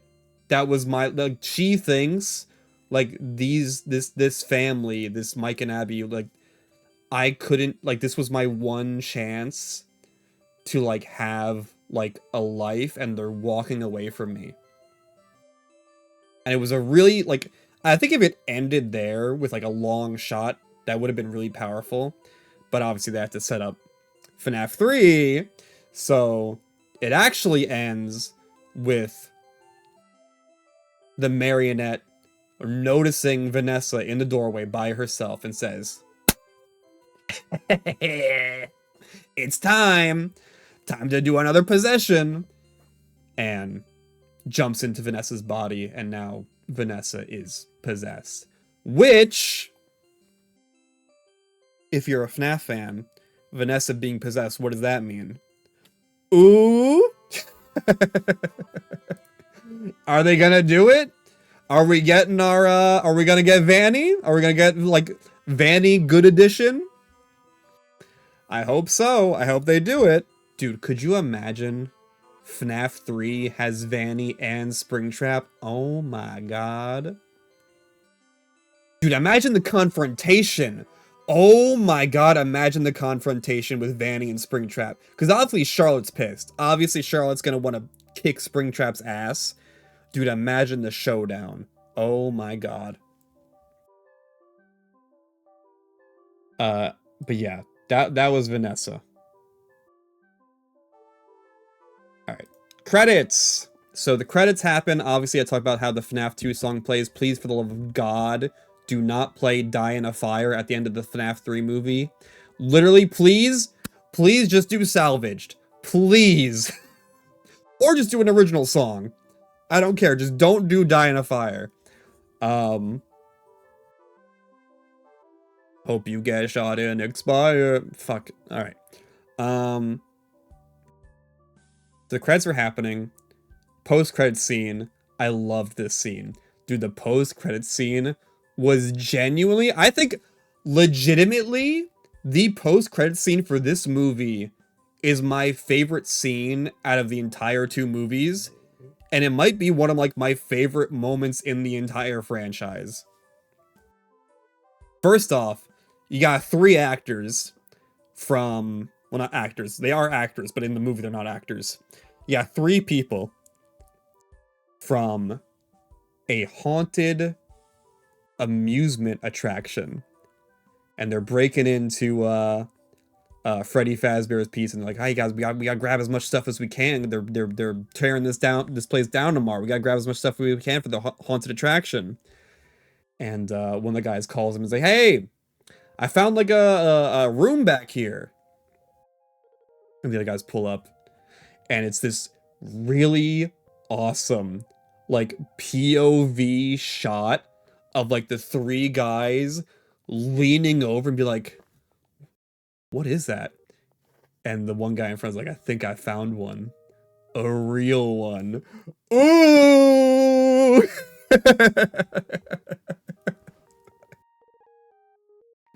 I love FNAF 3. I love FNAF 3. And they put like a tarp over the camera. So obviously it's still a first person shot. You know, they're talking amongst each other and like, "Ooh, we gotta get this. We gotta bring this out." And they got a tarp and they put the tarp over the camera. And then it cuts to this shot of like the wall as it slowly pans to the right. And oh my god, I love it. And you just hear the wind, because obviously all the doors are open, so the wind's blowing in the building. And you just hear the wind blowing through the tarp as, you know what's coming. Springtrap slowly comes into frame, but he's kind of like obscured a little bit because of the tarp. And you just sit on this shot for like 30 seconds with just the tarp blowing and Springtrap becoming more and more clear as the tarp like blows and like clings to the animatronic. And like you can, like, the tarp's like somewhat see-through, so like you would start to see him more and more as the tarp like attaches to like the fur of the animatronic. and then his one eye lights up, and I went, Sans? Cut to black. More credits.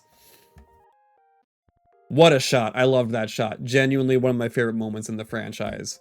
And then, this was shocking. It ends with a reference to FNAF 6, where we have Henry delivering a message on a tape, which sounds exactly like the tape that he leaves in FNAF 6. And I have no idea what that was meant to mean. I need to, like, I couldn't even, like, process what he was saying, because I'm like, oh, FNAF 6! I know that one! So I couldn't even, like, really process what he was saying. I don't know what, he was trying to deliver a message to someone, but I don't know who. But still, it's very exciting. And that's it. That was the movie. So we're doing this now. Anything else? Did I miss anything? Did I not talk about something that you guys wanted me to talk about? Because, again, I kind of just... This is very off-the-cuff first impressions review. I've never done anything like this before. If I do it... Do you guys want to see this more? Do you guys want to see me do this more for, like, movies and video games? And also, what did I miss? Let me know if you're in stream right now. Let me know if I missed anything that you want me to talk about, or if there's anything else you guys want to talk about in regards to the movie. Trying to think of what else I could have missed. What would I give it out of 5? I would give it... again, it's so hard to rate, like I mentioned earlier, just because, like, it feels like a movie that is, like, outside of the realm of, like, criticism. Not to say that it can't be critiqued, obviously it can, but it feels so outside the realm of just, like, mainstream reviews. Trying to think. But I do want to answer your question. You know what? I give it a 2 and a big pat on the back. I give it a 2 and a big pat on the back. 2 out of 5. And a big pat on the back. A loving 2. I made my hands into a heart.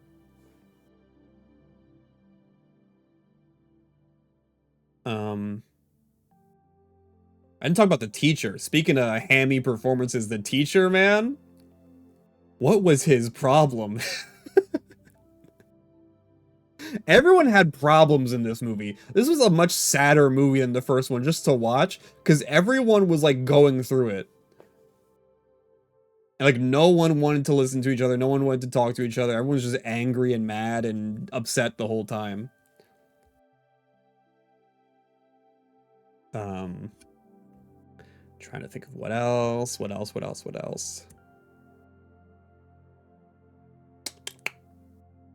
I don't know. Again, like, I came out of this movie just being really happy. Like, I definitely noticed when things were bad and things weren't, like, playing out exactly the way I hoped, and I could see why the critics didn't like it the entire time. Like, the whole time I'm watching, like, I could see why the critics didn't like it. And even once the movie ended, there were people next to me that I was like, damn, 2 ass movies in a row. Like, oh, I mean, yeah, but also... Like, I get it. I get why people are hating on it and not liking it and critiquing it and calling it a bad movie. I get it. But also at the same time, you know, it's so hard because it was money. You know, I could sit here and say, like, it was like getting a present, you know? It's like what I wanted. It's like a gift. Like, I didn't think a FNAF 2 movie was ever going to happen. This is like a nice, ooh, a little present for me. Yum, yum, yum, yum, yum. Thank you very much for making this movie. But I did pay for it. The garbage is for both of us. The garbage is for... I know. It's for both of us. The both of us.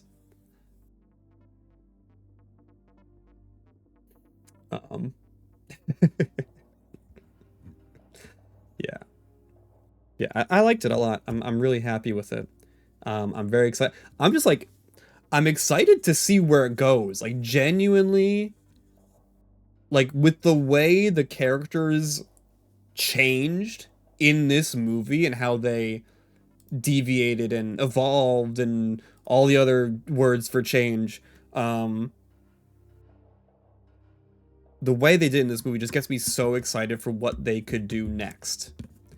Um, if I could have like a wish list for what they would do next, um, R rating.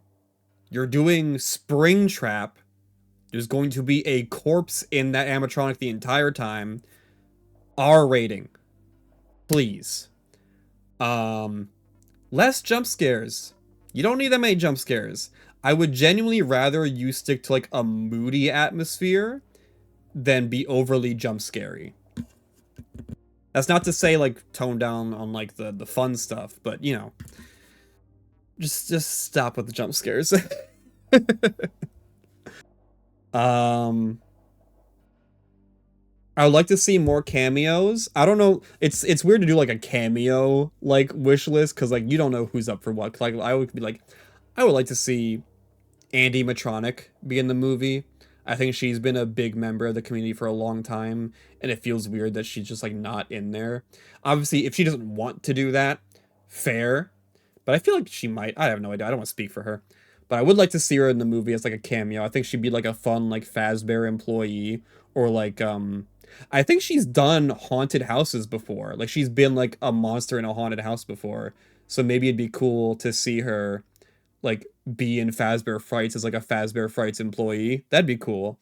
Markiplier, like you gotta get him. He's done with Iron Lung. Get him for the third movie. That'd be great. That'd be so fun. Um, what else would I like to see? I would like to see a more blatant cameo of a fanverse character or like a fan character. I think would be cool again if we're doing a haunted attraction for the next movie for like Fazbear Frights. Put in an ignited animatronic. Do like ignited Freddy. That's what they're called, right? In Joy of Creation, right? Are they called ignited? I have no idea. Put in a Joy of Creation one. Put in like a Joy of Creation Bonnie or Joy of Creation Freddy or something. Or yeah, either Bonnie or Freddy. I feel like they're the most iconic ones for Joy of Creation. Um what else would I like to see? For the song at the end, either do something original or do salvage. Please do not do Die in a Fire. Please. I'm trying to think of what else. It's so tough too, because they stuck so close to FNAF 2 with this movie that like I'm worried they're not gonna do Vanny. But like literally, they set it up. Not to like be like, hey, don't do this or do this. They set it up. They have a character named Vanessa who is like Vanessa from the games, and she got possessed. That only means one thing. Do Vanny. How long will it be before Security Breach gets adapted? That's the thing I'm curious about with what they're going to do here, because obviously FNAF 1 through 3 takes place over the course of so many years, and they've just like condensed it all into like, I don't know, like maybe like 4 years at the end of FNAF 3 probably, because it's been 2 years since the events of the first movie, I think, at least. It might be a year or two, but um yeah, it's a much shorter time frame than the games.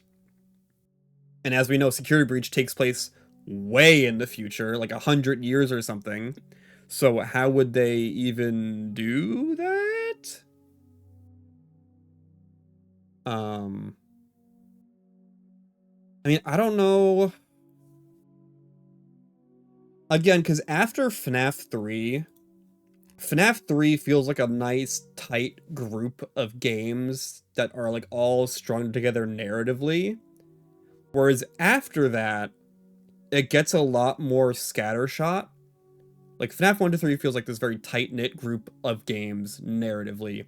And then FNAF 4 is like, I'm gonna fuck up everything. And then it did. And then ever since then, every game has been like this completely separated, segmented thing. Will they reveal these? What? What are you talking about? Um, so yeah, I don't know what they would do after FNAF 3. Because like I want a sister location movie. But I feel like if you do a sister location movie, you gotta kill Abby. Not to be mean to Abby, but I feel like Abby is beelining towards becoming Baby. Right? You know?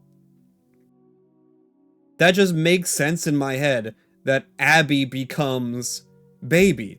It's an anagram, for God's sakes. Olimar and Mario.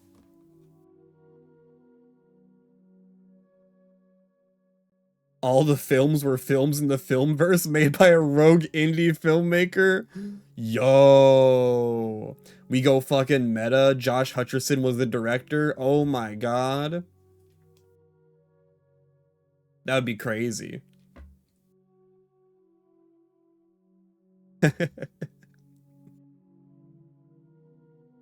um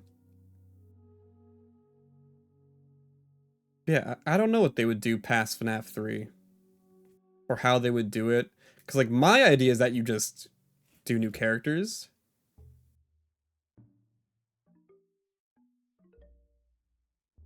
Gregory walks out of the theater of the Pizzaplex. Yo, Sirens is cooking. Gregory is a kid that sees the FNAF movies and goes to the Pizzaplex. Yo, and then the Mimic shows up. That would be so. I'm trying to think of this. I feel like that sounds like something like that would be so sick. That would actually be so sick. Lightyear, but for FNAF. Nah. Hey, if there's something that can be said, both FNAF movies are at least better than Lightyear. True? Thumbs up, everybody. What did Lightyear get on Rotten Tomatoes? Uh, damn, it's at 11 now. Holy shit. You know what, Mike? You win with that? I'm saying. Dude, Lightyear got a certified fresh 74 on Rotten Tomatoes? Ain't no way. This is why I don't listen to film critics, true? Ain't no fucking way.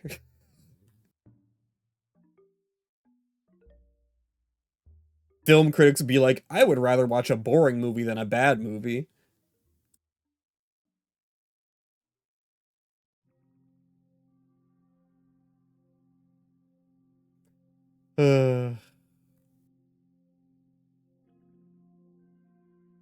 Yeah, let's look at the tomato score. Tomato score for Five Nights at Freddy's 2 is a 12, a rotten 12, with an audience score of 88, which obviously FNAF fans are gonna come out here in droves and give it a 5.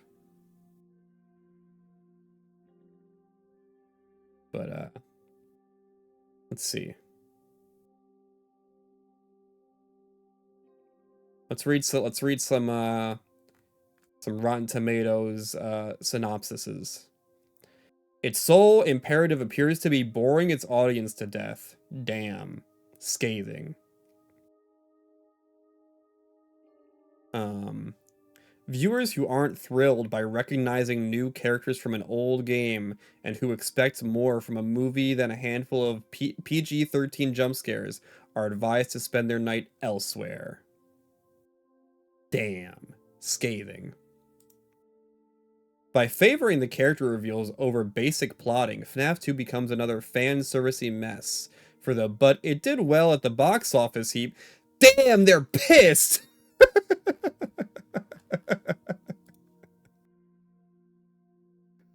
Movie critics hate this shit.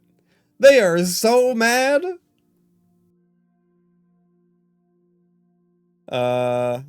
Making no sense isn't necessarily a deal breaker for a fun horror flick, but being confusing, poorly structured, and consistently cutting away from the action for unhelpful expedition is.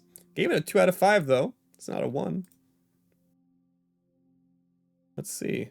Any positive reviews? Here we go. Here we got a fresh one. Though the plot is all over the place, the video game sequel has some effective scares and slick visuals. Thank you. The second installment focuses more on scares and increases its violent scenes, while its plot makes no secret of its clear intention to continue the franchise. Not really a review, more like a just like a matter of fact. 3 out of 5. In this sequel, there's an attempt to prioritize the nostalgic atmosphere over the narrative, which becomes lush with digressions. The plants the seeds for possible sequels, and creative in some chilling dream sequences. Okay. That person kind of liked the movie. 9 out of 10! With better scares and more surprises, Scott Cawthon stays true to the Fnaf loyalists while improving remarkably all around, creating one of the strongest PG-13 horror flicks recently. Holy! We won, bros. We won. Holy Glaze. Bro dropped the name. Bro name dropped Scott.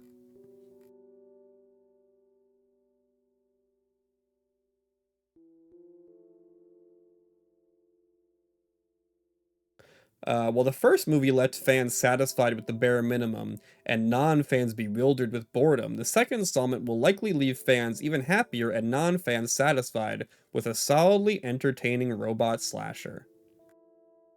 I feel like that's the most fair review I've seen. Yeah, I like that review. That was from Aiden Kelly. Sorry, I should have said everyone's name. My bad. Again, this is kind of off the cuff. I'm kind of doing this willy-nilly. That seems fair. That seems like a fair assessment for this movie.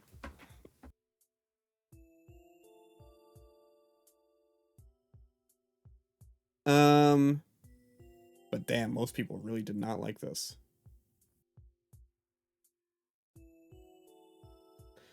Oh well, I had a good time.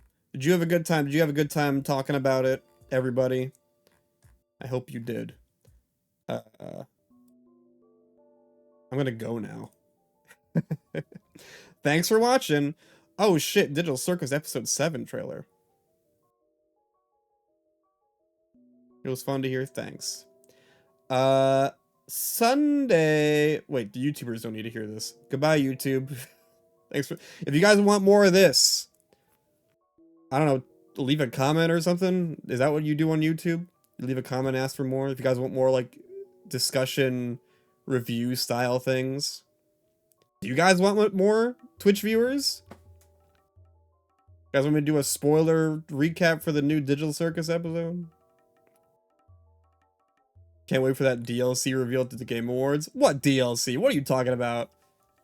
Get out of here. Shut up. Shut up.